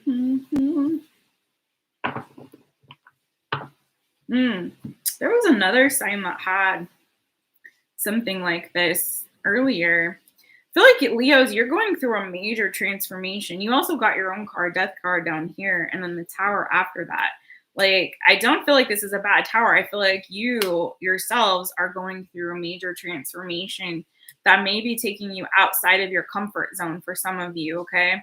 There may be, if you were in a state of depression or you had to walk away from something that was emotionally draining to try to get your balance and stability back, I think you're getting victory over that. So if you've been in a period of like darkness or feeling down or defeated or not feeling in your own strength and energy, I think Spirit's really telling you to keep pushing forward toward your victory, because I think victory here is coming. And I would suspect that your self-care message has to do with you getting, energetically renewed, restoring your energy and your strength, because whatever this big shakeup was, this big, did I say Scorpio? I'm calling you Scorpio, Leo. I'm so sorry, Leos. This is for Leo. My apologies. Death card is Scorpio, Scorpionic energy. For some, maybe you guys are dealing with a Scorpio, okay? Or maybe you have Scorpio placements, but either which way, my Leos, I feel like you're going through this major metamorphosis and transformation. And I think it's really kind of shaking up and rocking your world. For a minute there, it might have caused you to lose a sense of stability, right?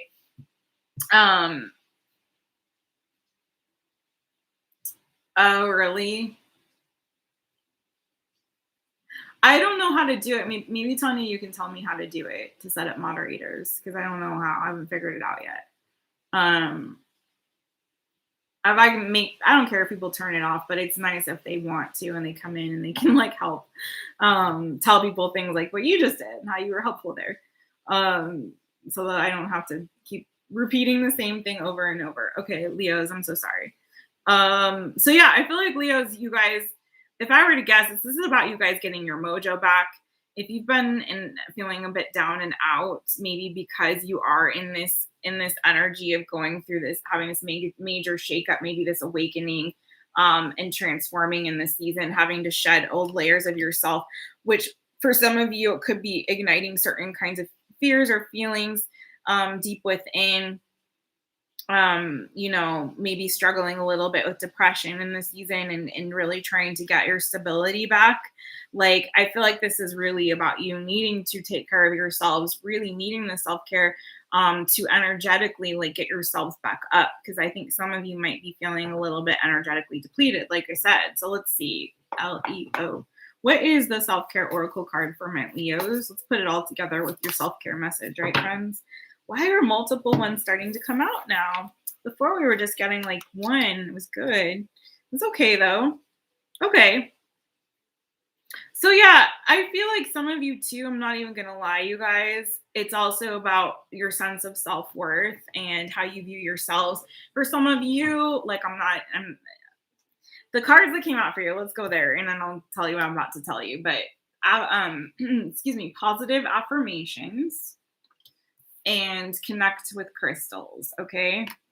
Another sign got that too as like their secondary card. So some of you guys need to really look at doing energy work with crystals. And so, Leos, if you are in this energy and if you're in this Five of Pentacles and you're needing to get in the Six of Wands and have this victory, I'd say this looks to me like focus, especially on like solar plexus chakra.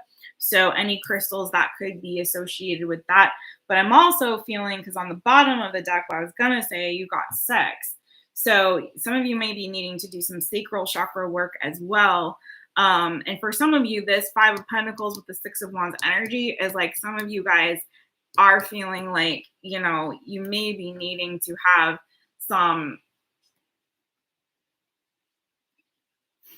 how do I say this in a PG way?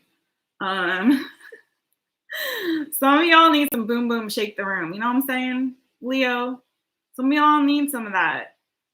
Boom, boom, shake the room, rock the boat, work the middle.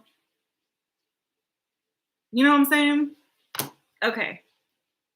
Some of that you do. Because I feel like some of you have maybe been in a drought and you need that in order to feel better about yourselves and kind of that's part of like getting your energy back and, you know, getting your mojo back from my friends, you know what I'm saying? It is good. So especially, let me speak to my females for a second. There are so many benefits to sex for women. First of all, it increases your estrogen. So your skin starts to feel good. You start to get glowy. You know how you can tell sometimes someone's been knocking the boots on the regular? You can see it on them. It's beautification. I'm not talking about the stuff that sometimes, you know, squirts out and comes on your body. I'm trying to keep it PG up in here. I'm trying. It's hard. That was a Freudian slip, my friends. That really was. But you know what I'm saying? You can tell. Thank you, Shelly. Thank you for co-signing, Shelly. Okay? Shelly knows. Ladies, you know this is scientific fact. And not only that, but it can also increase your dopamine levels, right? And it's helpful to get you into a better headspace. So if you're feeling down and depressed, honestly, some boom boom shake the room, my friends. Okay? Especially if you're doing this nice talk and you've got somebody who's also like, while you're doing it, you know, telling you, oh, that, you know, you're so beautiful. Oh, you're so sexy. Oh, I love this part of your body and that part of your body. Bam. Like before you know it, Five of Pentacles, who? You know, it's getting to that point, guys, where I start to get silly. But I feel like some of my Leos need this in their lives. All right. But in the meantime, in between time, you can pleasure yourself and you can speak positive affirmations over yourself and look at yourselves in the mirror and honor all parts of yourself and tell yourself, my Leo, ladies or gentlemen, how sexy, how amazing, how wonderful you are. And you are Leo, so you know you need that. You guys know you need that. You need to be big upped and you need to be propped up. You guys need to speak life to yourselves and you need other people to speak life to you. I don't care. I've never met a Leo who didn't appreciate a compliment or some, you know, verbal affirmation and physical affirmation. I've never met a Leo who wasn't also pretty sensual and sexual too. Let me be real with you guys. Oh, Leos, I love you. Okay, 41. Let's read your positive affirmations card before I totally lose my cool. And thank you, Tanya. Knock the dust off that centerpiece. Oh, that's a good one, Tanya. Tanya, True Temperance Tarot. Knock the dust off that centerpiece, friends. You know which one. Okay. Oh no, or boom boom shake the room came from you guys. Hey, Lenita, you just missed me being absolutely ridiculous. Tanya will tell you all about it. We're on Leo. Saggy is next. So good timing, friend. Okay, so number 41, my Leos, positive affirmations. So your mantra, my Leos, I speak to myself with love and compassion and extend it to all those I meet. Love yourself and speak to yourself as if you are the love of your life. What did I just say? Okay. Write yourself a love letter. Witness your beauty in the mirror and acknowledge it aloud. Like literally, what did I say? Or take note of positive compliments you've received in recent times. Use these beautiful words to create affirmations that support and uplift you. Make speaking to yourself with love a daily practice. This practice requires a deep level of compassion for yourself, and keeping your internal dialogue positive can be challenging at times. Set up your phone background with a positive quote or inspirational message. Ooh, I like that tip for me. I might do that, friends. Write empowering statements. I also want to side note, if you guys are manifesting some stuff right now, I recommend that. I think that's a good tip for everybody, honestly. Whatever it is you're trying to manifest in this season, and this is speaking specifically about affirmations, not manifestation, two different things. I get it. But either which way, right? If you're struggling, if you're dealing with something that you're working on within yourself and you're trying to affirm yourself in a particular area, do that. If you're trying to manifest something, put that, visualize it, because what you see and what you see with your mind's eye, right? It goes into you and you start to believe that thing, right? So it's very important. Like sometimes you want to put visual markers even. I grew up with my parents that used to do this shit. So put visual markers around your house or where you live so that you're constantly seeing like, I am wealthy or whatever, or I attract abundance or whatever you want to put, you know what I mean? Whatever it is that you're working toward around you. So you're seeing it, but having it on your phone, because think about how many times, you guys, we scroll through our phone all day, open our phone for this thing, that thing.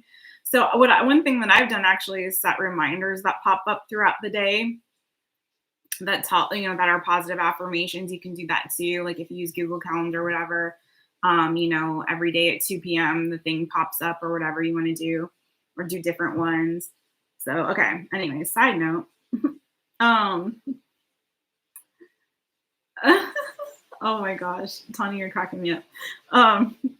Okay, so write empowering statements on sticky notes and put them around your house. What did I just say? This is freaking me out. I keep doing this with everyone. Before you know it, everything around you will be reflecting this positive vibration. And what does my mug say from Tressie? Thank you, Tressie. It says, radiate positivity, friends. Now, listen, I'm not a positive vibes only person. Listen, you guys, we can't gaslight ourselves when things are shitty. But what we do is transmute that energy. We transmute it, right? We don't gaslight, we transmute. Okay.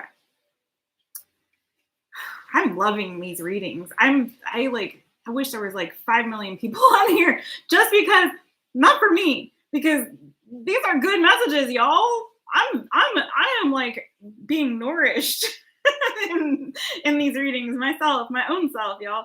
Okay. Say sweet things to others. Share heartfelt compliments with your friends and family. As you infuse yourself with love through positive affirmations, you radiate positivity. Shut the fuck up. What did I just say? Swear to God, I didn't know that was on here. I didn't read it yet. Radiate positivity. I know you guys can't read that, but that's what this mug says. What did I just say? I'm getting chills. I don't care if you guys are. I mean, I care. I hope you all are too. But what? What? Okay. Oh, Lord. Okay. You radiate positivity out into the world and receive more love and positivity in return. Okay. Journal prompts. What thought patterns are preventing you from being positive at all times when speaking to yourself? My Leos. That is for you and for all of us. These are like, honestly, for this, I say watch all the signs. Like maybe your sign is maybe going to touch more on what exactly it is that you're going through in this particular time. But these are good messages for like that universal for everybody, friends, I think. Okay. So we're not doing who's coming toward you in love. That's okay. We don't always need to do that. That's not always what we need all the time. Okay. Oh, the gingerbread houses. Yes, gingerbread houses. That is fun. How did they turn out? You're manifesting a feather duster. Girl, me too. I want a thick and long feather duster. Not too long, because I'm a short girl. But you know, give me some good feather duster with some girth. I got a lot of cobwebs in my centerpiece that I got to deal with. I mean, that feather duster's got to get all in those nooks and crannies, friends. All up in those nooks and crannies. You know what I'm saying? It's been a minute. But since the feather duster's been up in it.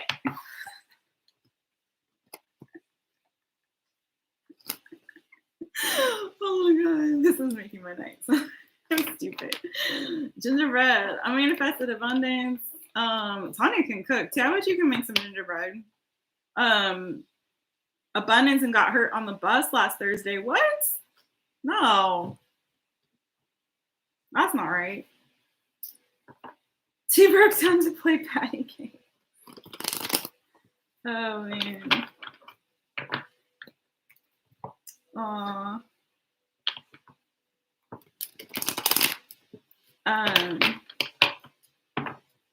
Yeah, I miss making gingerbread houses.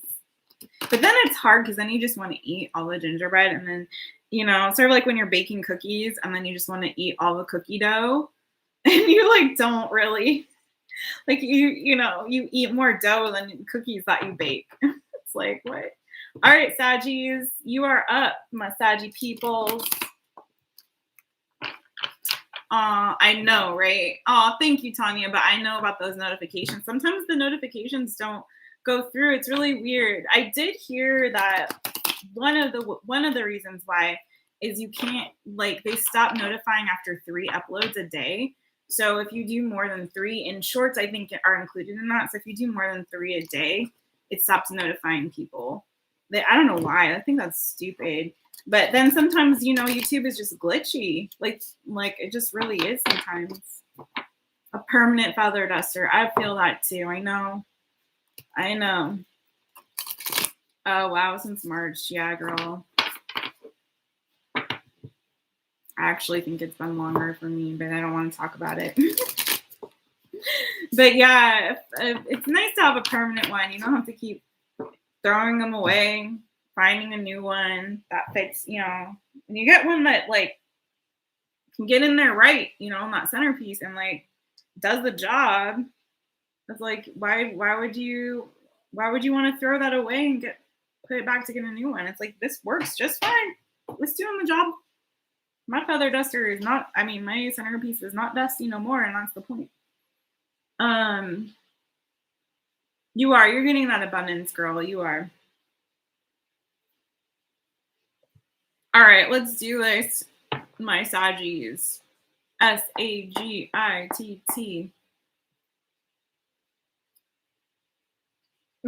ARIUS. Sorry, you guys. Sagittarius. Let's do it, Sagittarius. Sorry about that brain fart or brain freeze. I was thinking about feather dusters.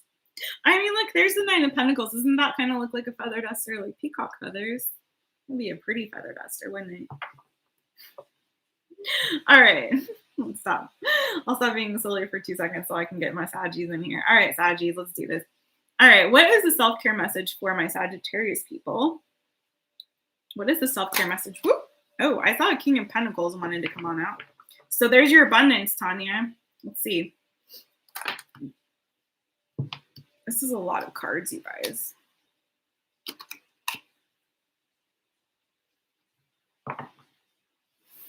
I'm sorry, you guys. I don't mean to be that person, but this is, let me do this again real quick because I don't like the way that came out, honestly.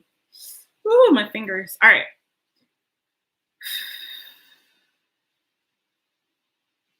It didn't look bad. It's just like, it didn't seem like it came out correctly. You know what I mean?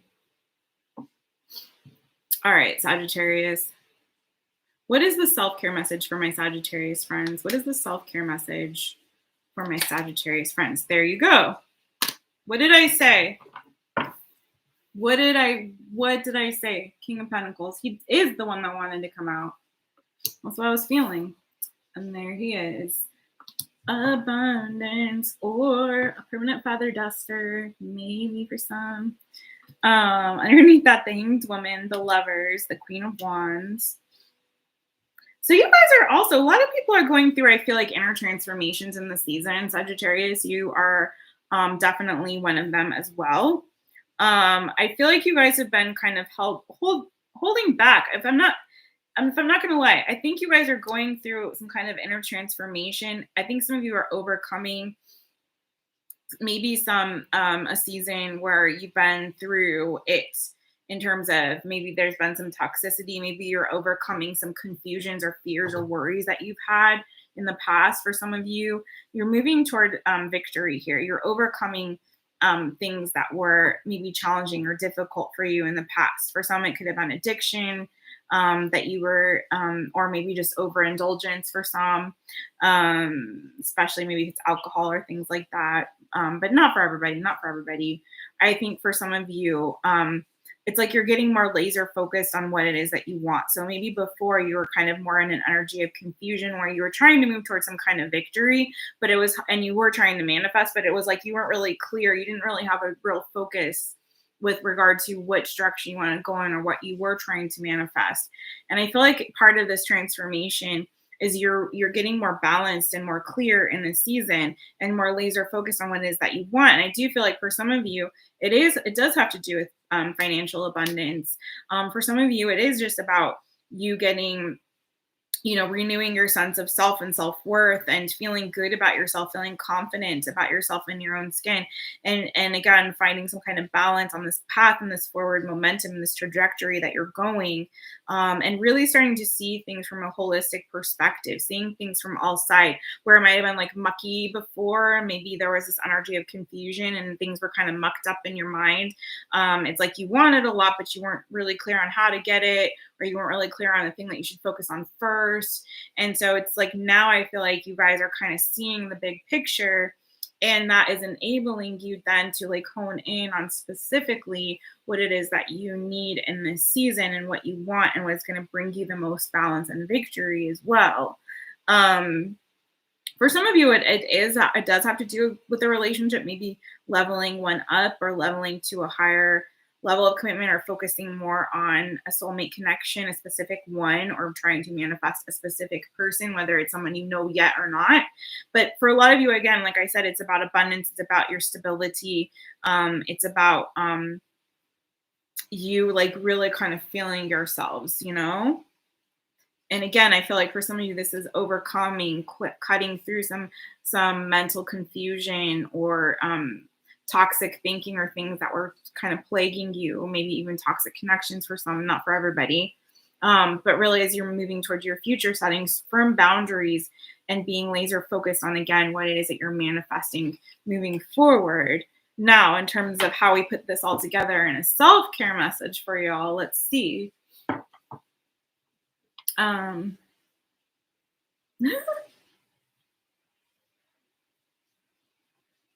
You guys are funny. Overindulgent gingerbread houses. Yeah, girl. Oh no, he has ADHD and he's on the sugar high. Is that what's happening over at your house? Oh girl. Get him some valerian root tea and some ashwagandha. I'm all about the natural remedies. He's probably not gonna like that though. Make him read a book and put on, or you can put on like some sleepy time binaural beats, or like just going on in your house to kind of bring the energy down in the atmosphere. But a 12-year-old, dude, how do you wrangle a 12-year-old who's got ADHD and is on a sugar high? Give him a project. Sometimes that works. Give him a project, something he can focus on that doesn't have to do with gingerbread. Give him a project to do to get some of that energy out and like get him calm down, maybe.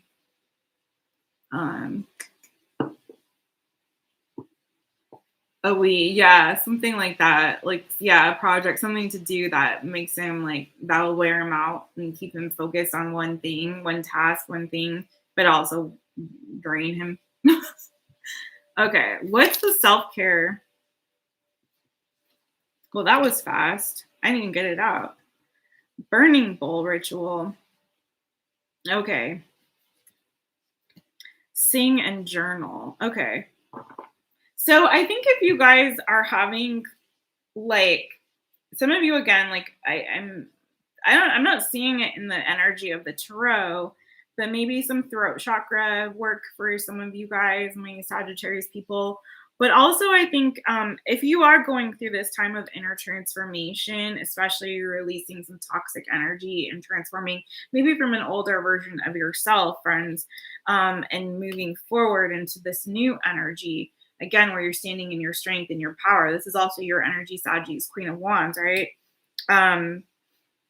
And really feeling yourselves and getting some balance back. And again, some of you may be having to make some decisions and some choices in the season, but you're starting to see things again, like I said, from all sides. But I feel like this is more about as you're moving toward these goals, because I'm feeling this is more about goal orientation and manifestation towards your future and being more purpose and laser focused on what it is that you're doing. I feel like some of you may need to release with this burning bowl ritual energy coming out, especially if some of you are trying to manifest a new relationship. That's not for everybody, or a higher level of whatever relationship that you're in.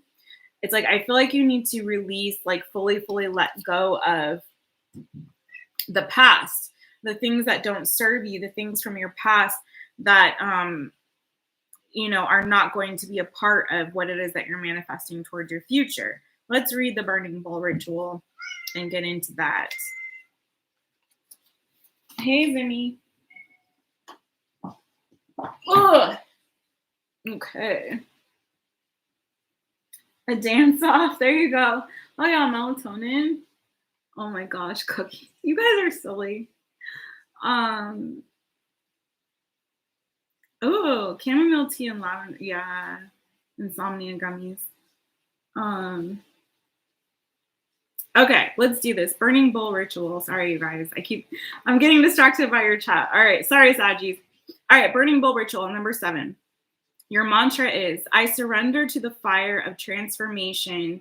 The fire of transformation. Queen of Wands, the Death card. What is that? The fire of transformation, friends. Hello. Okay. I surrender to the fire of transformation and allow light to guide the way. Fire is a powerful tool for transmuting negative energies, letting go of old patterns and stories, right? And sending prayers out to the universe. Connect with the fire element, which is your element, Saggies. Connect with the fire element to release whatever is no longer serving you and to manifest your desires. What did I just freaking say? This is tripping me out tonight, you guys.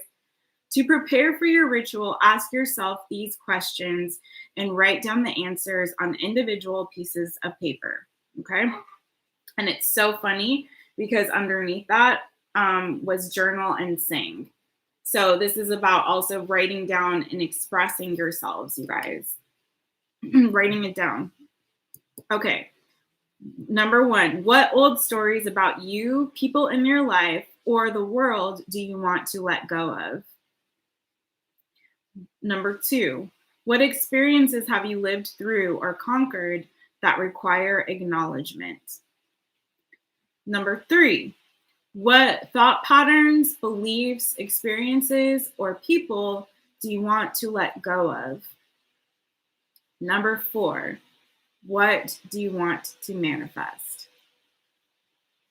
What? Next, prepare a safe fire. Okay. Keyword safe, friends. Please don't be burning no houses down, please. Y'all, thank you. Thank you very much. Prepare a safe fire. Burn your pieces of paper and send your wishes off into the universe for manifestation. You can use a campfire, a barbecue, or a small bowl placed in your sink to keep it extra safe. As you watch the paper burn, imagine your wishes as if they have already happened. Imagine yourself free of worry. Imagine yourself liberated from what's been holding you back. Say to yourself, and so it is, so it must be. Okay, friends. Your journal prompt is, how do you feel after completing the fire burning ritual? Is there anything more you'd like to release? Get it all out, friends. Get it all out. Get it all out. That is good. I like that for you, Saggies. I like that for everybody. Okay? Especially that's a good one for as we're closing out this year and heading into the new year, right? I'd say do that burning bowl ritual as part of like your New Year, like your New Year's Eve ritual, or whenever you, or New Year's Day, whenever you guys do your New Year's ritual, which hopefully you do. It's nice to have something to do to like release the old and bring in the new. Kenny, what's good, Kenny? Hey, friends, welcome. We just did Saggies, and now we are going to the last element, which is air. And I have been loving these tonight, you guys. I really do. Hit the thumbs up if you just coming on in. It's nice. But these have been so good. I'm loving these. I hope you guys are loving them too. These self-care messages. So you're gonna do the hokey pokey. Oh my gosh, you guys are funny. Is Kenny even hiding? Kenny, thanks for following on the TikTok. I'm trying over there, friend. I'm new and I'm trying. Tanya is teaching me a lot about the TikTok, as I call it, the TikTok. And she's like also helping to like share my stuff, and she's been so sweet. Oh no, don't start singing Rock the Boat. Ooh, date tomorrow. Hey,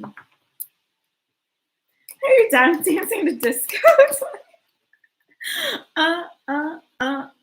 Burning bowls, burning bowl rituals. Okay, I don't know if that makes sense, but whatever it is. There was your dance, Kenny. How was that? Tomorrow night, you guys, don't forget, I know it's Christmas Eve and I don't expect it to be a full house, but we are doing 5 free Fridays and 5 giveaways. Yes, 5 giveaways and 5 free Fridays, and it's already up, so you can like hit that set reminder on that one if you see it on my channel, so that you know I'm gonna start it. Well, you know me, I'm always late. I'm always tardy for my own party. But I am going to start it earlier than 7 just because it is Christmas Eve.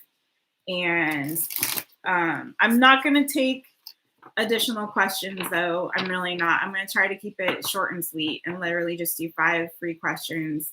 Somebody hold me to that, because I'm terrible with that. I did 14 readings last week. 14, and only 5 were donations, and so 9 of them were free. I'm terrible. I'm terrible and wonderful, right?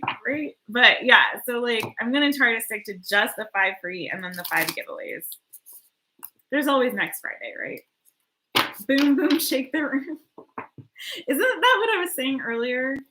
Oh my gosh, Kenny. Like earlier I got a little nuts during the Leo reading. I kind of went off the rails for the Leos. All right, we're doing air now. Let's do this. Air signs. Gonna do it in this order, friends. Gemini, Libra, Aquarius, if you are just tuning in. If you missed your reading and you're just starting with us, you can scroll on back. I am definitely, Scouts honor, whatever.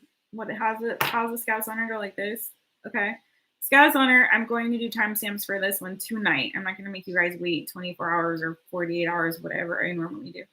And there's like 12 minutes of me just like talking to myself, and I'll set the thing to start when I actually start reading. But these have been so good. I'm getting a lot out of this. I'll tell you what, it's been a bit of a challenging week between like this past weekend, Mr. Bojangles having surgery. Girl, if you don't start talking about gumbo now. Oh my gosh. She knows.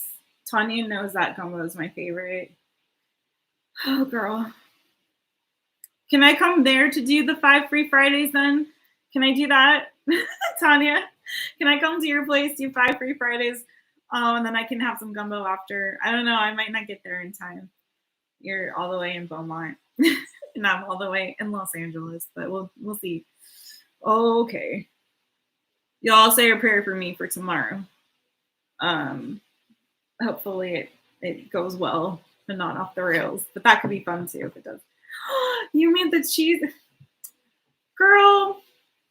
Tanya's my cooking, my food soulmate.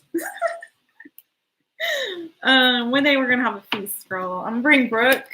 Brooke is on the road with Tressie, but I'm gonna tell Brooke and Tressie what we need to do is take a road trip, go to Beaumont, and then go to like New Orleans from there or something. I don't know. We'll see. All right, Geminis, let's hit it. Geminis, or as what? Rich Lop, that dude on here. Y'all watch Rich Lop. Tell me who you guys like, other readers. I'll tell you who I like. I like a shit ton of them. But there are some that are my favorites. Tanya knows some because that's how we met. Tanya and I met in another readers live, actually, initially. But tell me some of your favorites. Somebody told me Wolfman. Somebody told me Wolfman experience. I don't know what happened to him because it looks like he's been gone for the entire month of December. But oh, and he likes Cancer women. I kind of have a little crush on him and Brady's tarot. I like them both. Okay, you guys are funny. What kind of cheesecake did you make? Was that you, Kenny, that told me about him? Right, Kenny? Isn't he? Okay. I'm gonna be dirty right now, but no, I won't be dirty. But like, I'm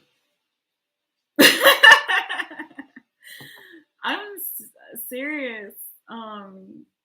Yeah. Okay. Anyways, shut up, Jessica. All right. Kenny. Let's get into. Leo set me off, y'all, on a different path tonight. We were all on some Zen shit, and then Leo had to come in with that energy, and now it's like I can't get my mind out of the gutter now. You guys, thank you, Leo. Thank you for your energy. All right. Gemini. Yes, Tyler's tarot. That's how we met. So I'm doing Tyler's class in January. Like, I don't know that I necessarily need to take another class because I'm also in a tarot certification, like a tarot advisor certification program as well.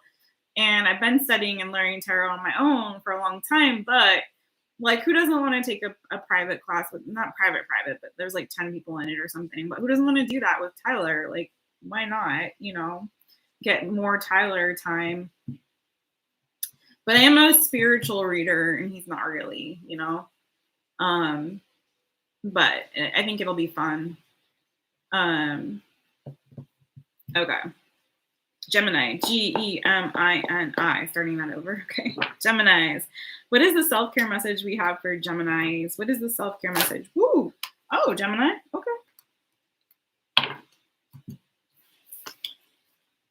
Oh, I was going to say Rich Lop goes Jim Drew for Geminis.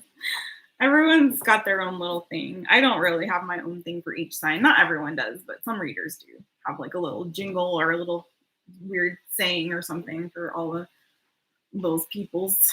Ooh, strawberry with cherries on top, girl. What? Okay, Kenny, I'm so glad you're here. All right, Geminis, you guys seem like you might be shouldering a bit of a heartbreak in this season.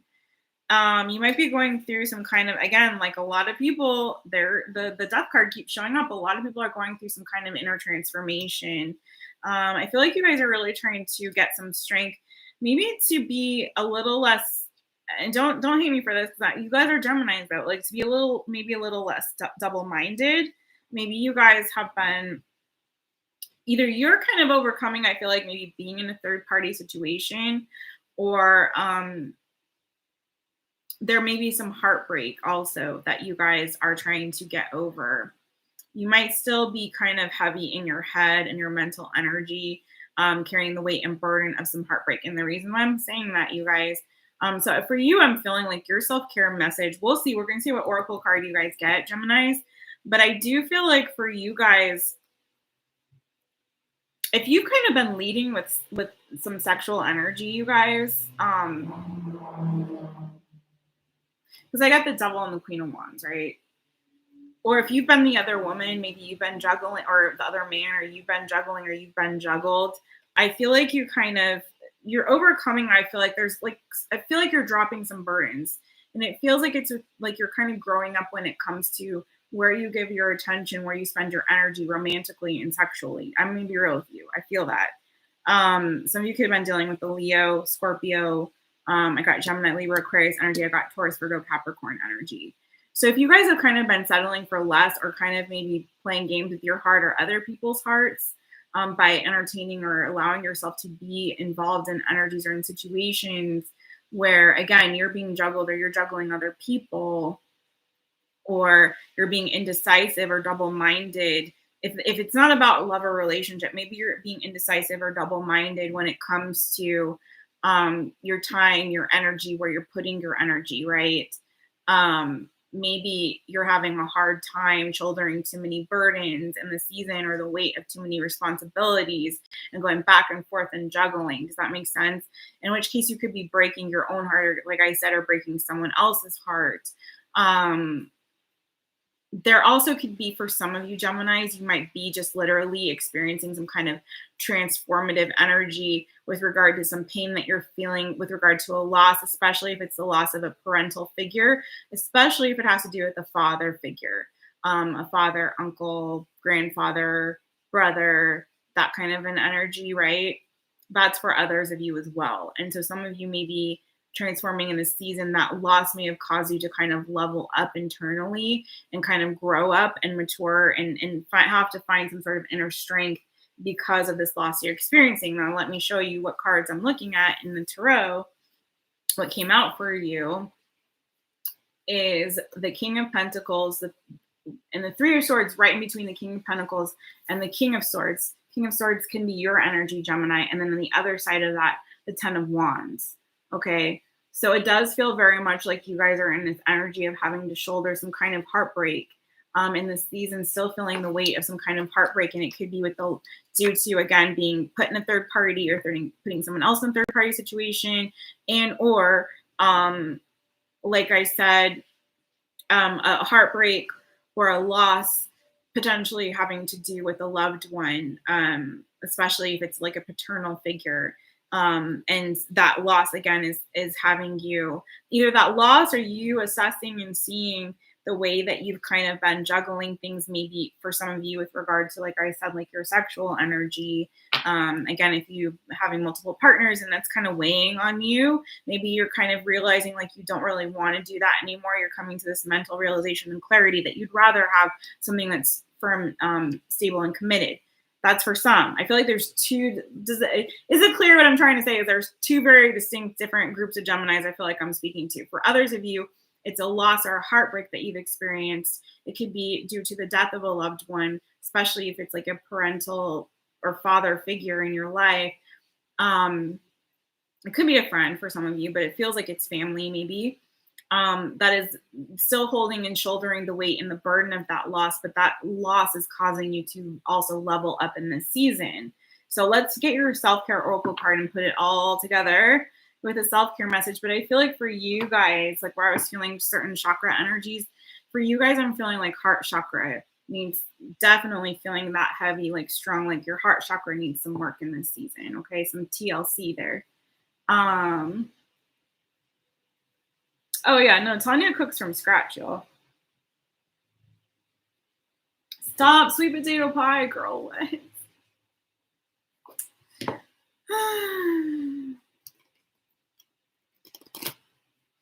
Oh, Kenny and Lenny, you guys can relate. Yeah. Okay, let's do this. Tanya, I'm like literally drooling. I love to make sweet potato pie too. Sorry, Geminis. The energy I'm feeling for you guys is quite heavy. And I'm looking over at my chat, and Tanya is talking about all these delicious foods that she's making. So there's quite this like juxtaposition between my mouth watering reading all the delicious food that Tanya is making for Christmas, and then me reading the energy of your cards, which is like heavy in my heart here. Okay. Geminis, what is a self-care oracle message for my Geminis?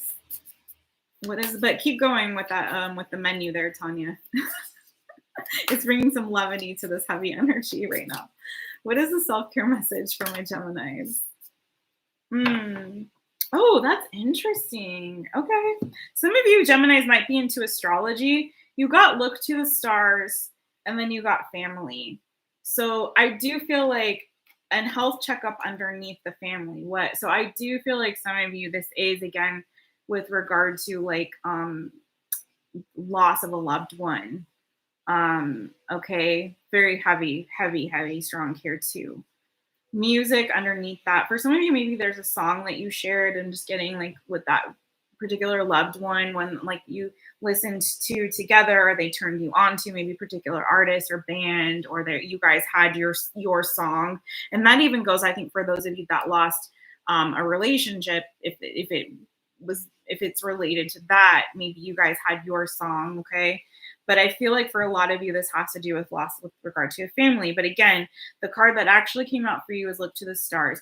I think what another message I'm getting for you, Geminis, is to not forget that your loved one's still there. They're still present with you, okay? Even if they're not here in the 3D anymore, they're existing somewhere in the 5D. And just to remember that they're like lost but not forgotten, that they're still there. You can still experience their presence within you anytime that you want to, friends, okay? That's for you also. But again, some of you may be into astrology. Let's read your card and see what the message is, my Geminis. I have not seen this one before. I did not even know it was in the deck.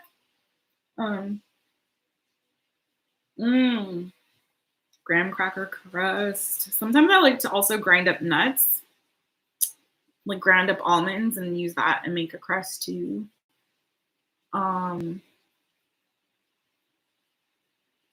Yes, he is here.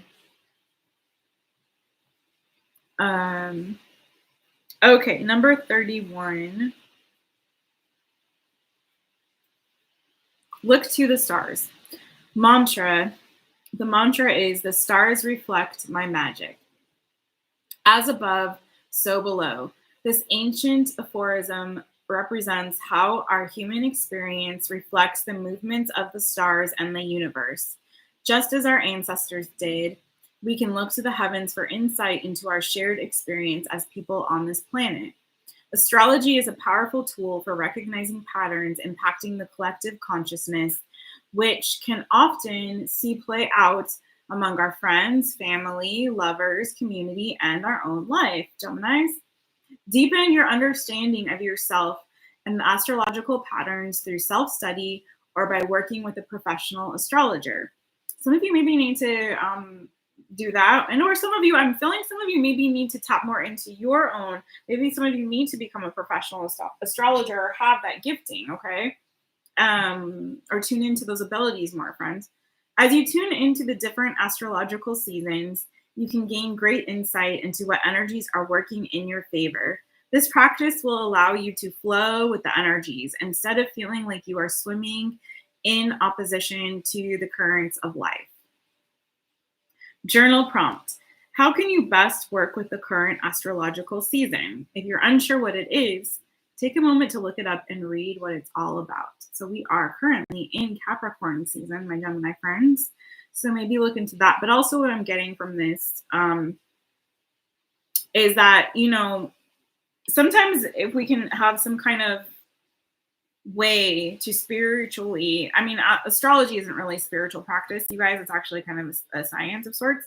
But you know what I'm saying? Like if we can have some kind of way to make sense of things in you know, another way, whether that be through astrology, whether that be through our another spiritual practice that we have, even getting a tarot reading or whatever, like making sense of things on a different way. So it's not like we're not just up in here thinking about it in our head and 3D energy of like how heartbreaking or devastating that situation was or that circumstance was.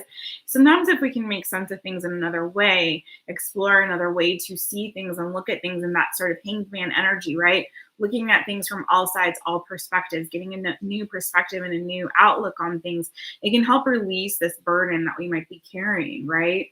So it helps kind of to lighten that load because we're getting a different perspective, and it's kind of helping things to sort of make sense. That things sometimes do, you know, sometimes things are just shitty. Sometimes things happen for a reason. Sometimes there's more to it than just what we're seeing in the 3D, right? So I hope that helps, my Gemini friends. I really do hope that helps. All right, Gemini, Libra is next. What you guys talking about here? Rapper, Gemini, or problematic? You so cute. Oh, Gremlin. Gremlin? Wait, who? I don't know Gremlin. Do I? Oh, wait, I think I do actually know who that is.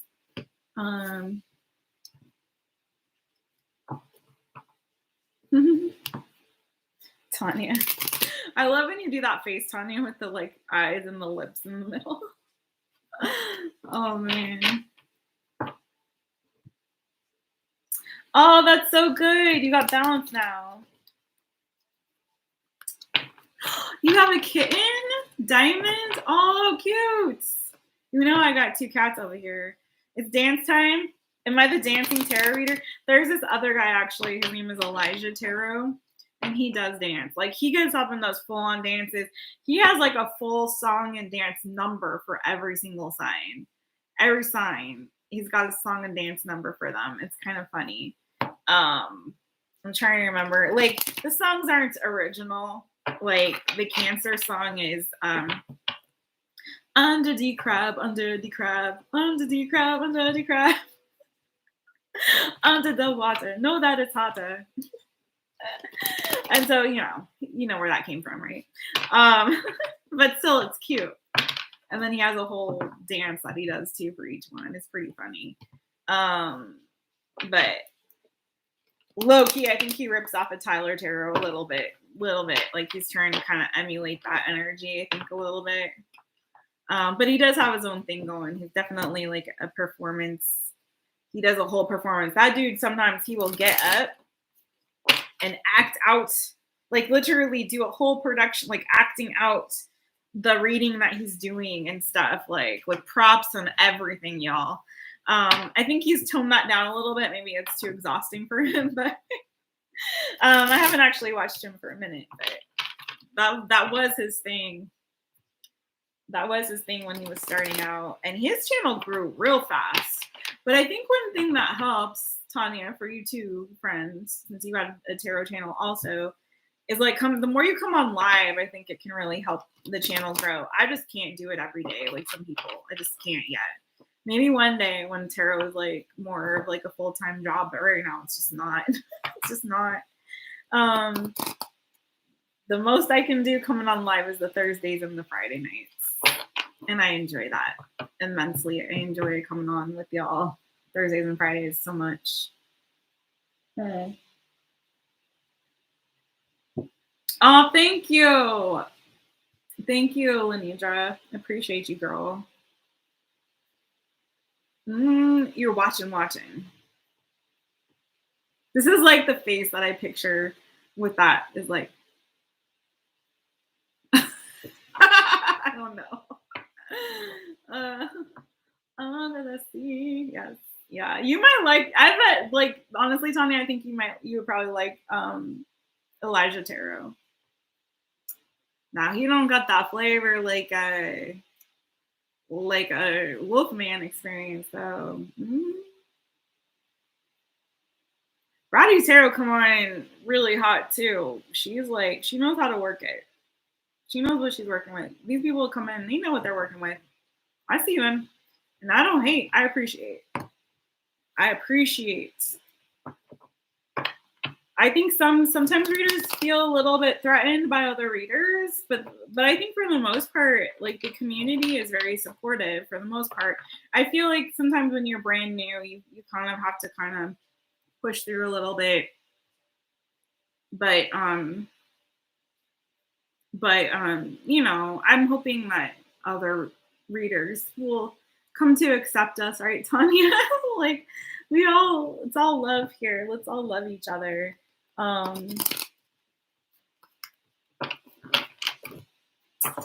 You really get on, plus you're in pain a lot. Oh, from your leg, the situation with your leg, girl.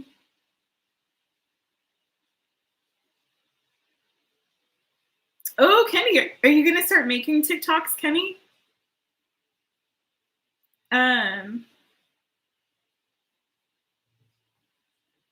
Oh, good. Tomorrow, Lenidra, I think I'm gonna do 5:30 Pacific time, but I'm gonna be real with y'all. I might move that up to like 6 o'clock. And you know how I tend to be late anyway. But I realize I have a lot to do tomorrow. Depends on it depends. It's but between like 5:36 is what I'm shooting for. I think I was scheduled for 5:30, but I'm gonna be real. I might change that time to 6 after this. I might change it to 6 o'clock. That might work a little bit better for me, but probably like so gauge around there, like around 6 p.m. Pacific time. Still an hour earlier than I normally do, which is 7 p.m. Pacific time. I do want to, I'm not coming on at 7. I'm going to come on earlier because I really definitely, it's Christmas Eve and I don't want to be on until like midnight on Christmas Eve, but I'm hoping it goes quick because I really am very committed to like tomorrow only doing 5 questions and 5 giveaways. So I think that's what you were asking. I think, you crack jokes. Girl, I gotta catch one of your TikTok lives. When do you go on live on TikTok, Tanya? Okay, Libras. Let's get into it. Let me finish up. I only have 2 signs left.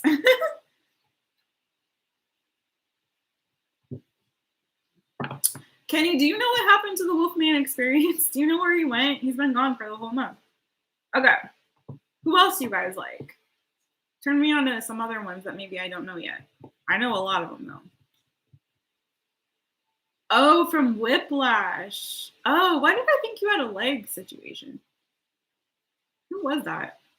I had a leg situation. Was that? I don't forget. Whiplash is very painful, girl. Very painful. And it's hard to sit for long periods of time when you've got whiplash. I understand. Okay, Libra, Libra. We're going to do you, my Libra friends. My brother is a Libra. And I have a cousin that's a Libra. And I have a friend that's a Libra.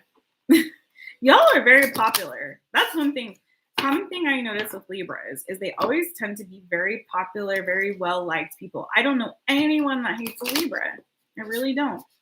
You guys are like the social butterflies of the zodiac, from what I can gather. Well, not that. No, that's not true. Some people don't like my brother. Some people don't like my brother, but he was always pretty popular, and sociable, very sociable growing up. Even now he's more busy because he's got work and responsibilities and a family and house and the dog and all those things. But he's definitely still a sociable person. Good energy with Libra folks. I don't know if I have any Libra in my chart though. Okay. Libra. Start off. Let's see. Okay. What is the self-care message for my Libras? What is the self-care message for my Libras? Ooh, lots of pentacle energy coming out for folks tonight. People working on their stability and their abundance, I feel.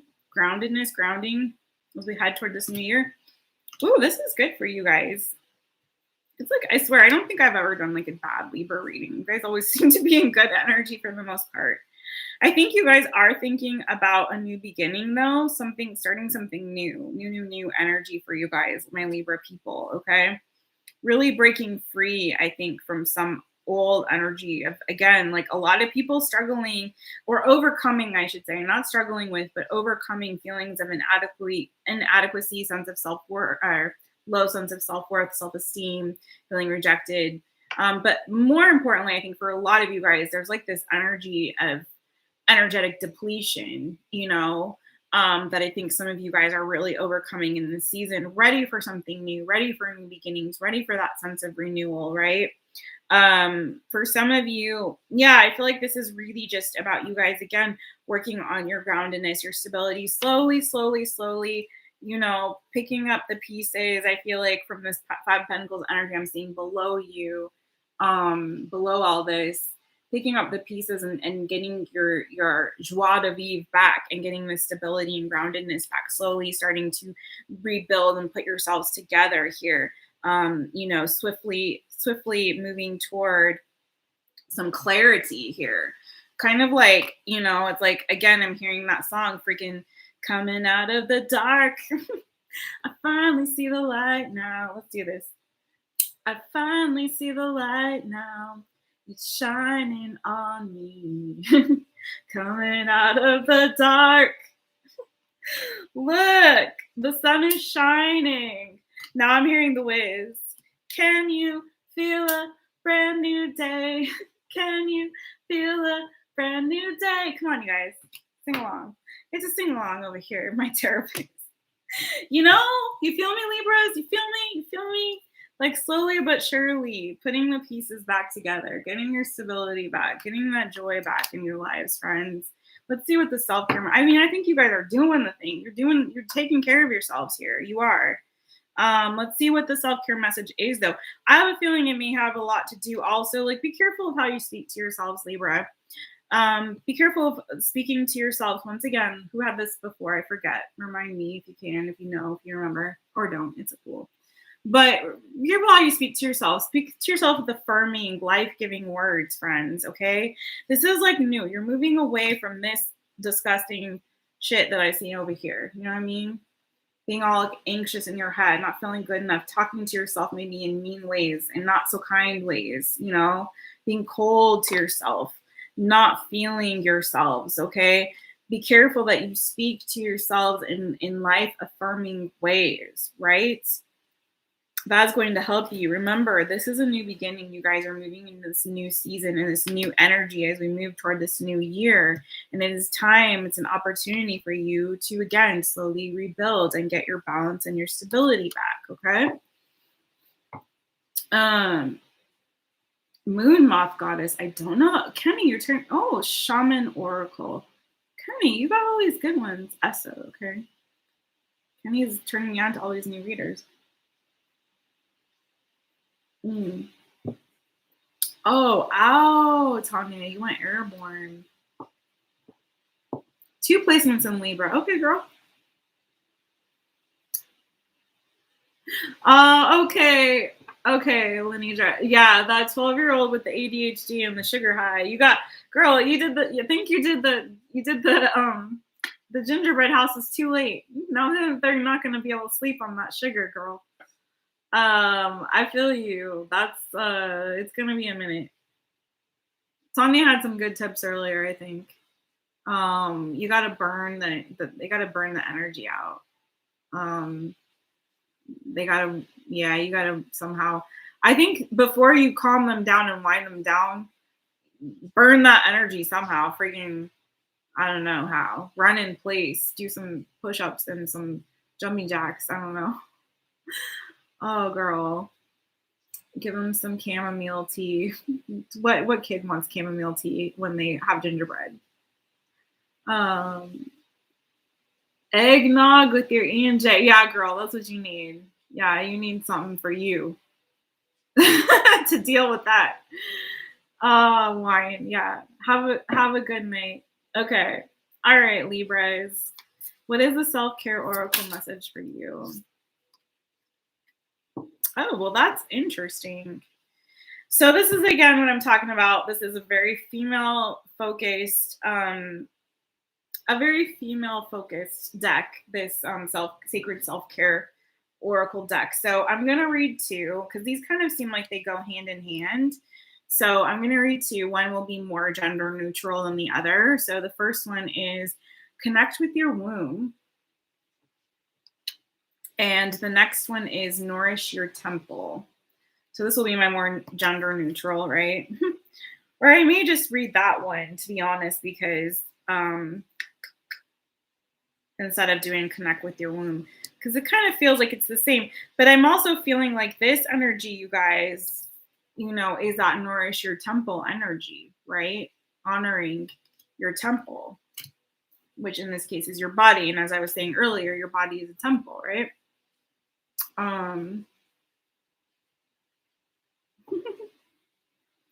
Okay, let's get into it. So, actually, the connect with your womb can also be gender neutral because we all came from a womb, right?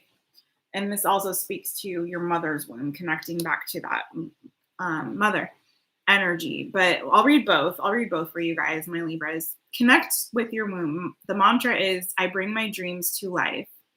Meditate on drawing forth the creative energy of your womb, your mother's womb, or the cosmic womb. This will help you gather insight about the creations that the universe is calling forward from within you. By opening up this intuitive dialogue with your womb, or again, the mother womb or the cosmic womb, you will also better understand what needs releasing. I'm hearing for some of you, maybe you do have like a mother wound, and by reconnecting with not necessarily your mother's womb, but with the cosmic womb, with the energetic womb of the universe, can maybe also help heal that as well and bring that stability back to you, right?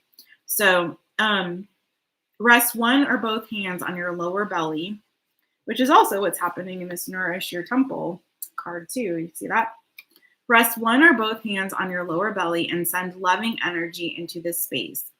Ask your womb. I think this is also, like, I'm not even going to lie. If you do have a mother wound issue, maybe some of you Libras are struggling with that. This is a good way, even if you're male, to connect with that space and imagine it being the womb that you came from, right, friend? I know this is not for everybody, but hang with me. Ask your womb, physical or energetic, the following questions. What creation wants to come forward through me? What energies are stored here? What womb traumas within me or from my lineage need healing? What did I just say, right? If fertility or birthing is in your energetic field, take this time to tune in deeper to your womb as the vessel through which new life can enter this realm. Ask your womb how you can support it in healing or in carrying a new life. Listen carefully to the answers that reveal themselves. I'm also hearing if any of you Libras or anyone watching or with Libra placements, or maybe a Libra partner, are having issues with like conceiving, or maybe you have a dream or a vision or a goal in mind, because a lot of these I think are tying into some people's goals for the new year, or what people are trying to manifest in 2022, or whenever you find this, because readings are timeless, right? Because energy is fluid. But whenever you're watching this, if this is a struggle, if you're feeling like a blockage with that, with giving birth to something, whether that be an actual human being or adopting or something, or bringing a new life into your world, into your life, or just birthing something out. Also with this Nine of Pentacles energy, some of you maybe, especially also with this Sun energy and this Fool energy, this could have to do with wanting to bring a child into your family to create some kind of harmony in your home or balance in your home, right? It doesn't have to be, but whatever it is new, because there's a lot of new energy trying to come through for your Libras, right? So whatever it is that you're trying to bring through, you may feel like it's coming in very, very slowly with this Nine of Pentacles energy. So maybe work on this, do this practice, sorry friends, as a way to kind of break through energetically whatever blockage it is, whatever is preventing that thing from being birthed or being manifested, right? Okay, in your life, friends. So, again, I'm just going to read that last part again. Ask your womb how you can support it in healing or in carrying a new life. I'm hearing some of you may need to heal a mother wound or a parent wound before you bring a new life into your life. Does that make sense? Okay. Listen carefully to the answers that reveal themselves. Journal prompt. What feelings, thoughts, and beliefs do you associate with your womb, or the mother womb, or the cosmic womb, what have you, and why? Okay? So now, nourish your temple. These do combine. So for some of you who are mothers or birthing persons, okay, this is something that maybe you're trying to manifest, literally giving birth, but like literally. I think this, for some, this is figuratively, but for others, I think it is figuratively. Oh my gosh, tell me what he's saying. For some of you, I think it's literally. Nourishing your temple is a part of that birthing process, making sure that your temple is healthy and that your vessel is prepared in every way, spiritually, mentally, physically prepared to birth new life.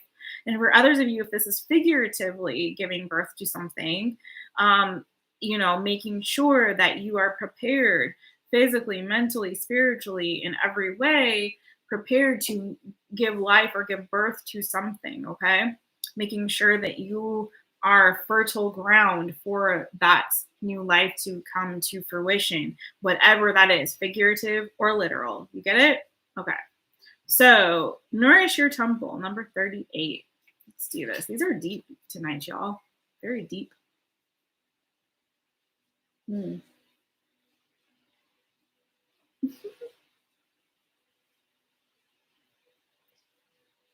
Oh my gosh, you guys are hilarious. What drink are you all talking about? Oh, E&J? Oh my gosh. You guys are too. I can't read this until I gotta read this later. Oh my god. Watch out for that brown liquor, y'all. Watch out for the brown liquor, y'all. That's all I gotta say about that. That's not a way to nourish your temple. Y'all are talking about E&J, and I'm talking about people preparing to give birth to something and making sure they have fertile ground to do so. And you're like, get drunk. And the comments are like, I'm like, Jessica's over here, nourish your temple. Make sure you're prepared. And you're all like, get drunk. Get drunk. The chat and the thing are not like hilarious. Okay, Kenny, be back for Aquarius. All right, dude. See you back here for Aquarius. I'm almost done, so don't be gone too long now. Yeah, lavender oil. Honestly, essential oils, girl. Those are really good. I get a diffuser for everyone's bedroom in the house, and have them on that while they're trying to sleep. Okay, anyways. I'm glad y'all are talking amongst yourselves. Okay. Sorry, my Libras. Number 38, nourish your temple, okay? Mantra, I nourish my body with healthy food, clean water, E&J. No, I'm just kidding. And positive self-talk. Don't do that. When you take pride, if you're watching this later, it's the chat. It's the chat, and you guys are missing that. So come live next time. You all bad. You're bad. You're bad influence, Tanya. Come live next time, Libras, and you'll see what's going on here. These folks are hilarious. Oh, you guys are too much. Okay, anyway. When you take pride in how you care for your physical temple, you glow. Don't mistake that for the glow you get when you've had too much and your blood vessels be popping and you got like flushed face. That's a different glow. That's not what we're going for here. Okay. When you take pride in how you care for you guys are funny. When you take pride for how you care for your physical temple, you glow. When you nourish your body consistently, tending to it as you would something sacred, others pick up on the radiant light emanating from you. It's often that intangible positive vibration that people notice and compliment, but don't entirely know how to put their finger on. Tune into your body and ask it what would feel nourishing. Sit or lie down and place one hand on your heart and the other on your lower abdomen. Just like what's happening in this. Y'all, just take a look at that. Just like that, okay? Heart and abdomen, lower abdomen, okay? So heart chakra, and essentially that would be your sacral chakra. What do you need today? Ask it, what do you need today? You may find that your body calls for you to eat healthy food or for a movement practice, even if it's just simple stretching. I personally love yoga. There may be a beauty treatment that comes to mind, like a body scrub or mask, or maybe your body wants to be adorned with the jewelry you save for special occasions or with a new lip color. It's different all the time. Let your intuition and the signals of your physical being guide you in the right direction to nourish yourself on all levels, okay? The journal prompt is, what is your body calling for and what can you do to nourish it more? Okay. All right. Sorry, Libra. Like Leo, we kind of went off the rails a bit. But, watch the playback of the chat and you'll get it. What's up, you guys? What's up? Oh, did you? You sipped those brown spirits like it was water. Girl, that's a dangerous. Aquarius is up next, you guys. Aquarius is up next. Last but not least, my Aquarius people. Oh man, I don't even know what Cavosier is. Is that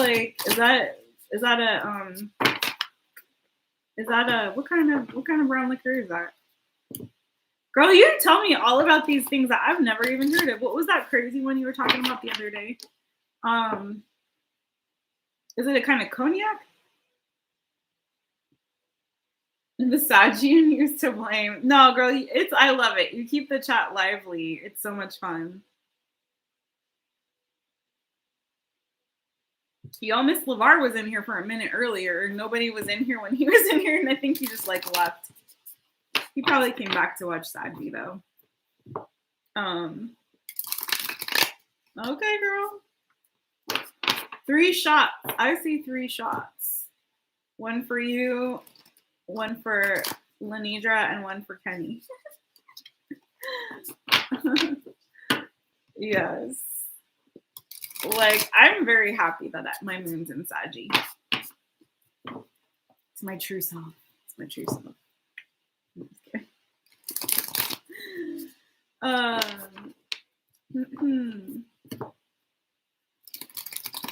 right. Anyone have Aquarius placements? Y'all tell me what you want for the next all signs, you guys. What y'all want for the next all signs? What is it? Are we gonna be able to do it? I'm trying to think of like what day that falls on. Because I forget what day New Year's Eve is. Because if New Year's Eve is a Thursday or Friday, I don't think I'm gonna come on. Maybe not. If I have like nothing going on, I may just come on New Year's Eve just to not be alone, friends. Your liver survived it because you're Creole. Hilarious. He said go to bed.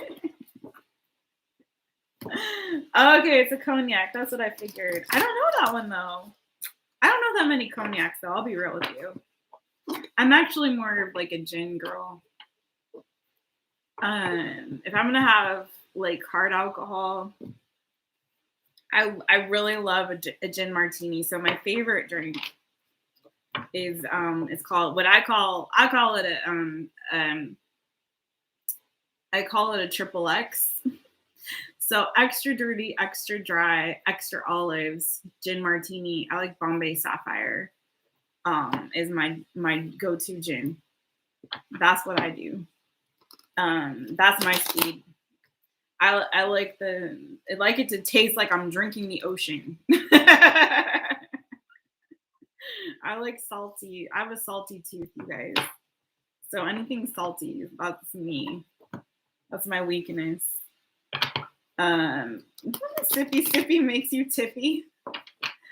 Oh, Aquarius moon. That's right. I keep forgetting that. And then Kenny's boo is Aquarius too. But I also like wine. But if I'm going out, and someone's buying me a drink or I'm buying myself a drink, that's what I like to get. Triple X is what I call it. Bombay Sapphire. Extra dirty, extra dry, extra olives, please and thank you. And it's weird. Some people don't know how to do it. Like, they don't do it right. I'm like, sir, 1 olive? That is a triple X does not make. No.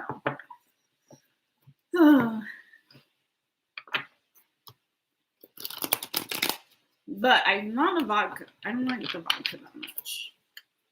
I like cognac. I like a honey. I can do honey. Rum is dangerous. Rum gives me a run for my money. Like, that's a bad hangover for me if I drink rum. Even a little bit goes a long way for me. I learned that the hard way. But in the wintertime, I do like to make hot buttered rum, and I like to make mulled wine. I haven't done it yet, though. I usually do that before Christmas, and I haven't. What else do I like? I like a whiskey sour sometimes, or like a whiskey and Diet Coke, just like basic shit. I don't really like frou-frou drinks, like fruity stuff and all that kind of, no. Like, I don't like a Cosmo and whatever. Sometimes I'll do a lemon drop, like, once in a blue moon, but I don't really care for anything too sweet. Negroni's all right. Not my fave, though. The Hokey Pokey and the Wobble. The same day as Christmas. Oh, so it's on we got 2 Saturdays. Thank you for that, Tanya. I don't know what's going on with these dates and everything. Rum dum. Wobble, wobble, shake it, shake it. Ooh, it's gonna be warm. Where are you at, girl? It's raining cats and dogs here. And it doesn't, it never rains in Southern California. Someone forgot to tell that to December 2021, y'all, because it's been raining a lot the end of this month out here in Southern California. Bacardi Black. Okay. Oh, Bacardi Black. Okay, so you know what? Maybe I'll try that, but I don't know. I got to be careful with Bacardi, but I do really, really like, and it's.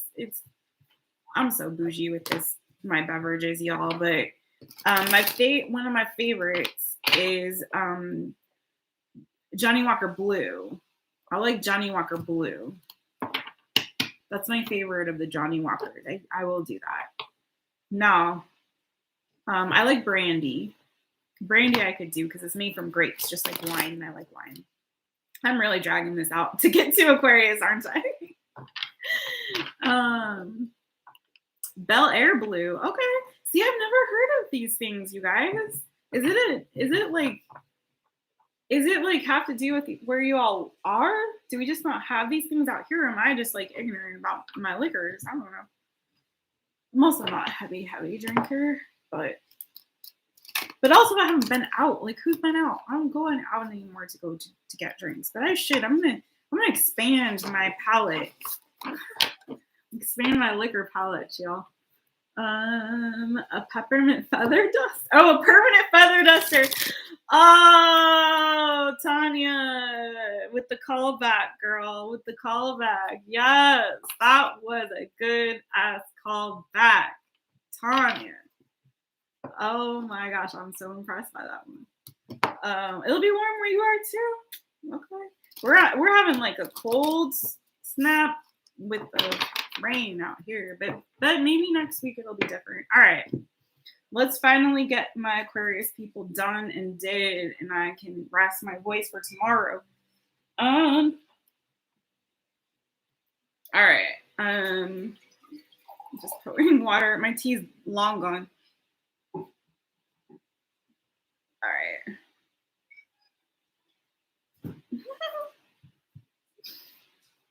She is cleaned out. She is cleaned out. 81 degrees? Oh yeah, you can wear all kinds of cute stuff if it's 81 degrees. The Bottle Depot knows Kenny. Kenny, what's your go-to drink? If I missed it, friend, tell me again. All right, Aquarius, let's do you. Aquarius. Aquarius. What is the self-care message for Aquarius? Zimmy's wanting to come on up here, you guys. We might have to let him up. Oh, Aquarius. It's looking good for you all. Hey, no, Zimmy. Come here. Come here, friend. Stop doing that. Okay. Here's Zimmy, you guys. Ollie. 65, 75. Oh, nice. You guys have good weather for the holidays. Okay. Aquarius. You guys have some very good energy. Some of you are manifesting, like a lot of folks, it seems like tonight, some abundance and or some of you some kind of wish fulfillment that has to do with your abundance. For some of you, it could be having to do with business. For some of you, it's like literally manifesting becoming a mother. That's not for everybody. And if you are not of the divine feminine energy, maybe you're wanting to manifest a family or something like that. But you're definitely in strong manifestation mode. You're definitely feeling yourselves right now. You're in Empress mode.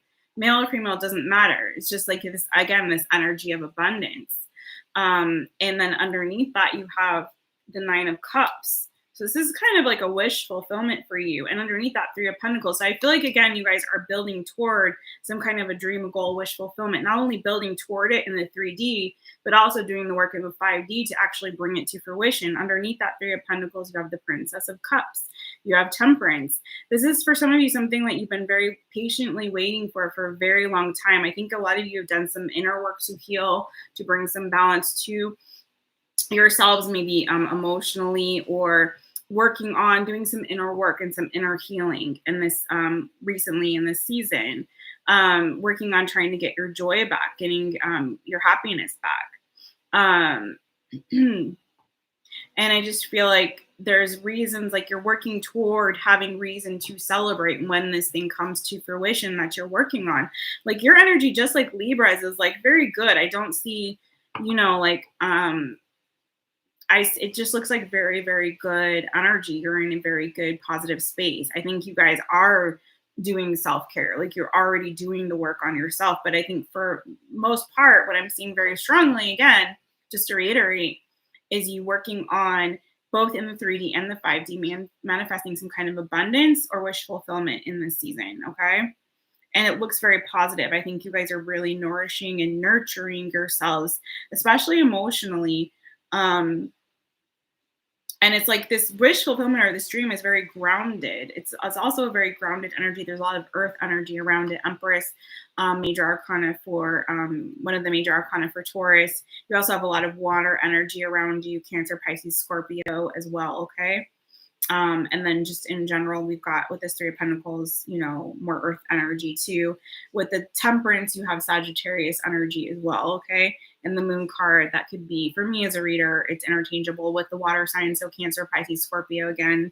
But yeah, I think you guys have, you look like you're in a good place. Like, let's see what the self-care message is for you and like bring it all together, friends.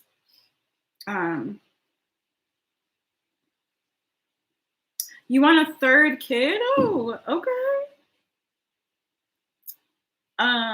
Yeah, your favorite card, Kenny, is the Empress. I remember now. Yeah, Zemi likes to snuggle, and like he comes up for these readings, he whines and whines, and then he's up here for like 2 seconds and he jumps down. What can I do, you guys? All right. What is the self-care oracle message for you? Oh.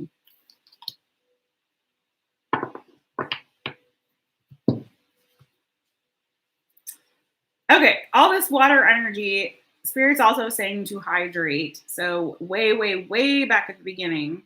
And I don't expect you, if you're watching this later, to go back to the beginning and listen to everything that I said. But why not? Why not? Like you got 3 hours. You got some cleaning, cooking, wrapping gifts to do.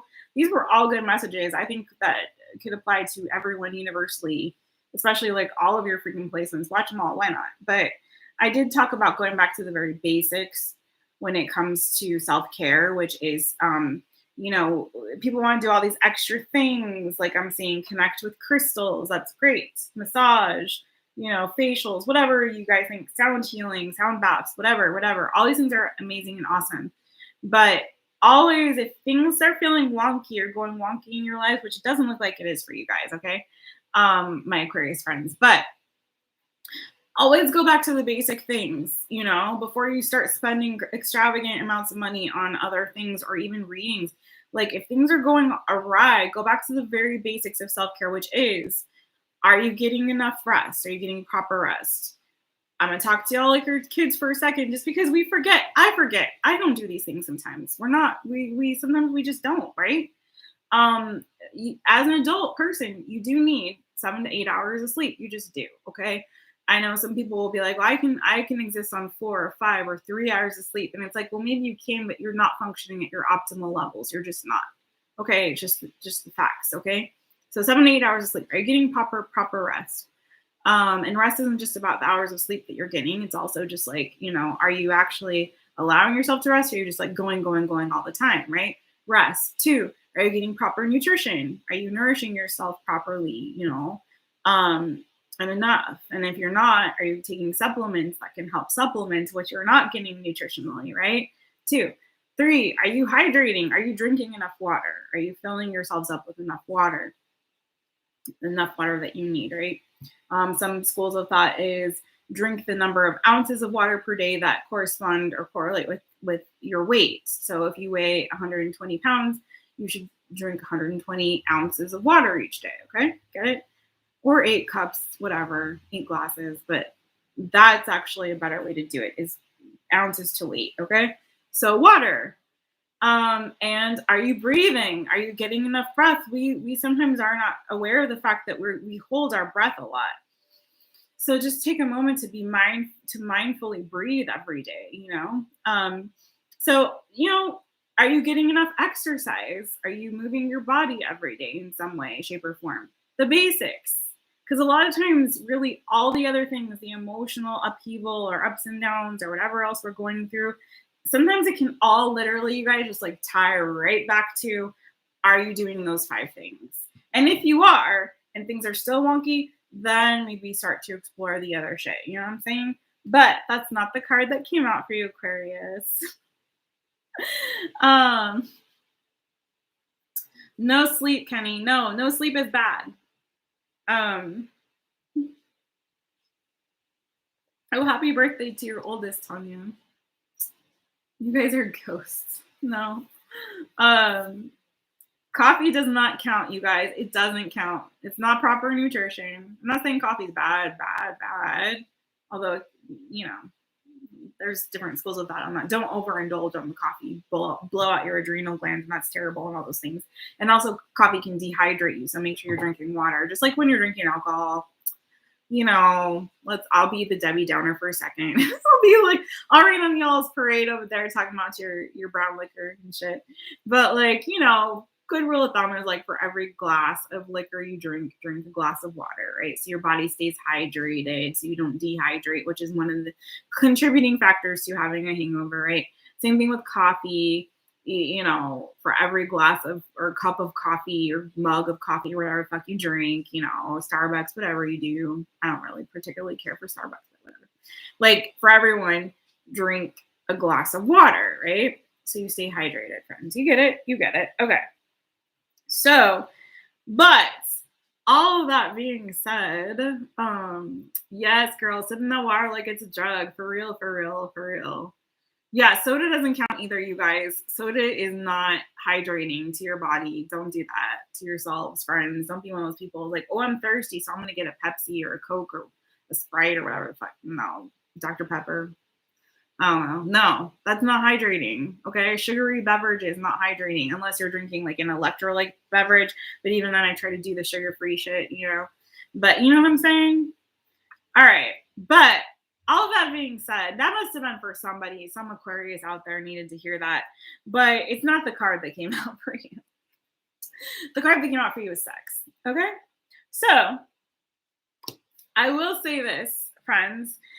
If you are in this energy of trying to manifest for somebody, especially y'all trying to get pregnant or something like that, while you're doing all this manifestation and praying, whatever it is, the crystals and whatever that you're doing, don't forget, like I said, about going back to the basics of self-care, those 5 things, sleep, nutrition, water, exercise, breathing, right? The basics. Like if you're sitting here like doing some woo-woo burning candles, like I hope I get pregnant, and you're not doing the very thing that creates life, maybe you need to do that, friend. I'm just saying. Okay. Or find someone to do it for you. You know what I mean? You know, however it needs to happen. Like, it's also got to, you know what I mean? Like, listen, I have a friend. I don't mean to put her on blast. I don't know if she's going to watch this because she's not an Aquarius. She'll watch her sign. But, you know, she's like wants to have a baby so bad. She wants to have a baby. She wants to have a baby. She's not doing anything. Like, she was going to, and she was going to do in vitro, which she stopped the process. She was, you know, not dating anyone, not seeing anybody, not doing anything that would create, you know, a pregnancy. You know, she's just like hoping and wishing for it, right? You feel where I'm going with that. All right, y'all.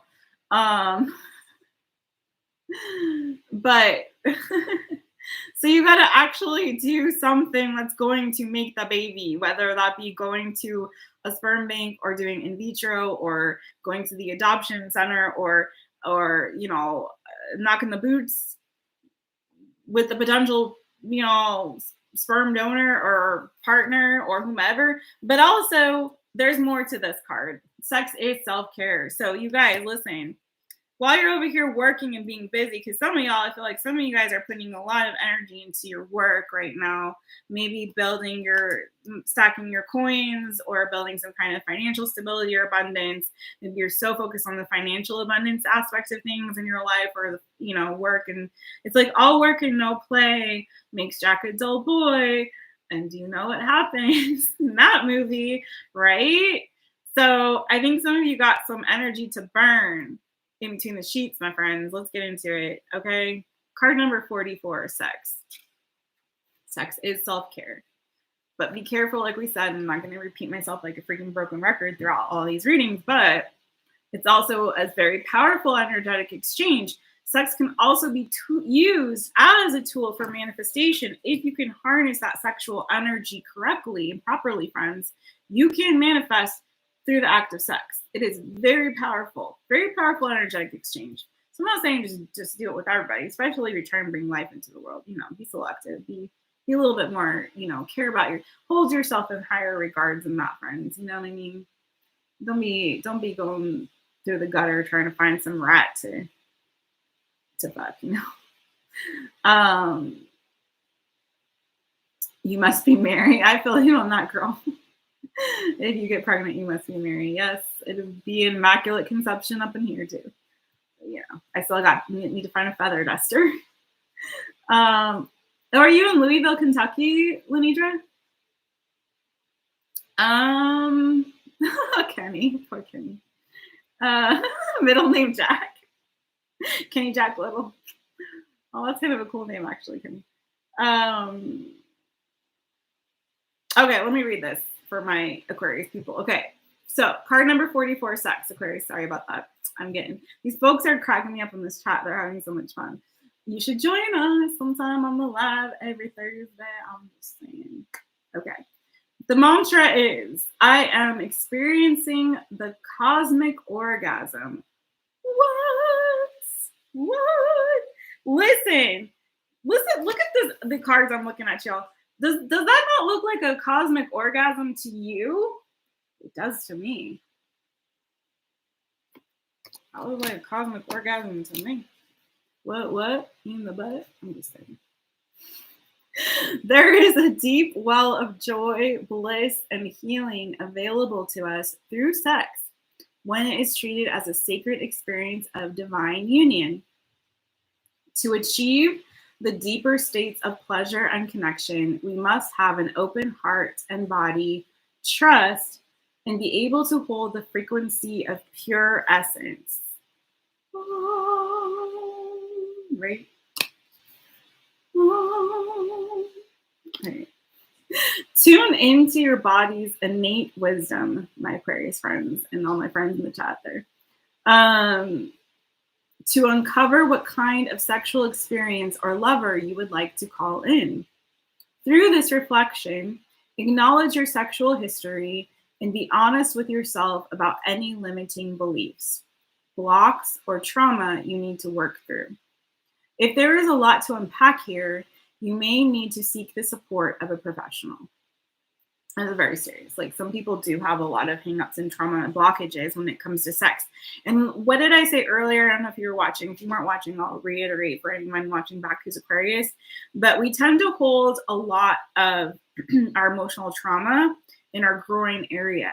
And that's another reason why it doesn't have to be that you've experienced sexual trauma, although maybe some of you have, and that is something that you do need to work through, friends. But sometimes sex can be a painful or emotional experience for people. I've had people that I've known who have very odd reactions when they have an orgasm or when they're having sex. They could cry, they could burst out into laughter. I've literally seen that happen. Not with myself, but with somebody, where their reaction, their bodily response is to laugh. And it's because that is the area where we hold a lot of that trauma. So a lot of things can come up for people when they're having sex. And again, it doesn't necessarily always mean that that person has experienced sexual trauma. It could be something else that they've experienced, or something else that they are holding within that they haven't worked through. And that's where it lives in their body. So when they are having a sexual experience, things start to really come up, and it can be very intense for them, right?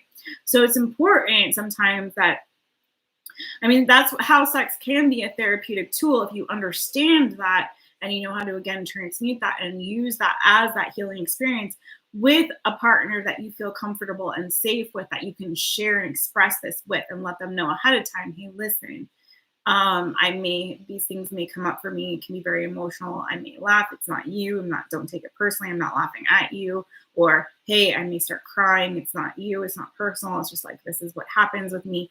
So this is why it's very important to communicate through these things and work with your partner, so you guys are on the same page and you can understand, and also to have a sexual partner that you feel very safe and comfortable with.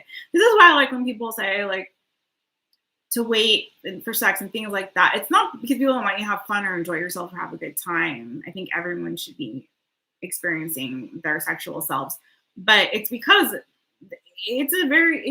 that's a very serious and intense energetic exchange, and it can be used as a very powerful tool if you know how to use it correctly. Okay, I hope you guys are feeling me on this. And so if there is, though, if it's too much for you, or you have experienced sexual trauma you haven't worked through and healed through, don't use a partner as your therapist in that sense. You know what I'm saying? Please do seek a professional first, and then, before you start bringing a partner into it, and talk to that professional about how you can broach the subject with your partner. Okay. Oh, bye, Lenindra. Bye-bye, girl. Thanks for coming. Thank you. Hope to see you tomorrow or next week or whatever. Yeah. See you next time, girl. Yeah, take care of the charger and take care of those kids, man. Okay. As you grow comfortable exploring your own body and your lover's body, as well as expressing your unique essence, desires, and emotions, you will find additional layers of pleasure. Sex is one of the most incredible ways to cultivate your potent life force energy, like I was saying, right, friends? Also known as Kundalini or Shakti, which you can channel into all areas of your life. Okay? What kind of sexual experience, this is your journal prompt, my friend, so if you're journaling through this, what kind of sexual experience would you like to call into your life? Okay. And I do know this woman, she's on IG, but that's one of the things that she specializes in, is how to manifest specifically using your sexual energy. And you don't even need a partner to do that. You can do that alone. There's also companies, there's one that I can think of called Shock Rubs, that makes sex toys that are made out of certain crystals. So again, as certain crystals, you want to activate your solar plexus chakra, your sunstone, you can get a crystal that is, you can get a sex toy or tool that is crafted from the actual sunstone to do that solar plexus chakra work. There's so many powerful ways that you can utilize and harness that sexual energy. It's very powerful. So it's an interesting one to get, my Aquarius people. Yeah. Lenidra is about to get off and use her permanent feather duster to harness some of her magic. Right, girl? Once you've had some of that E&J and those kids go to sleep. Oh my God. All right. Girl, get it. All right, everybody. I hope that was helpful for each and every one of you. Those are in the chat. Those of you who are watching later, thank you for sticking in. I see some of y'all that weren't necessarily in the chat, but y'all watching, and I appreciate you. Maybe Shelly still got it running over at her crib. I don't know. But I appreciate each and every one of you. This has been one of my favorite all signs readings. I really hope. Oh, are you telling more of your favorite readers, Kenny? I'm gonna have to go back and check some of them out. Anyways, you guys are silly. I don't even know what you're talking about at this point, you guys. But I am going to sign off now. It's been about 4 hours. I didn't think it was going to be that long this time, but here we are. But those were really great. I loved this one. I loved the freaking self-care messages. I hope you guys did too. I would really like to do this one again, maybe in a few months or a couple months or something. But if you guys have any other ideas for what you guys want to see for an all signs reading, any other topics that you want covered for an all signs, please definitely you guys are putting songs in there. Okay. Isn't music? Hey Farheen, I'm wrapping up. I'm about to get off. Questions are tomorrow. So Friday my time, which would be maybe Saturday your time, I'm guessing. I'm just guessing. But find that one and hit the notification or subscribe and hit notification bell so you know when I go live tomorrow night, and I'll be answering questions tomorrow night. And I'll do a giveaway too. Yeah, questions are tomorrow. Fridays. Questions are Fridays. Thursdays are the all signs. But yeah, leave me a comment on this one, you guys, and let me know what you would like to see for an all signs topic, because I like to mix it up and do something different every time. Merry Christmas, Farheen. Merry Christmas to you, friends. Merry Christmas, one and all. Oh, my hair did a weird thing there. I'm going to straighten my hair for one of these one time. It's so much effort. Shadow work. Oh, yes. I'm going to start doing shadow work readings for private clients. And so that'd be a good one. A question related to shadow work. Thanks for that one, Kenny. It's a good one. All right, you guys, you can tell I'm fading, right? You see me like I need to store my energy for tomorrow because I'm excited to do some giveaways. All right, love you guys. Bye, Tanya. Mwah. All right, don't eat all the cheesecake and gumbo. Save some for me, friends. Okay. All right, love you guys. All right, bye. Bye, Kenny.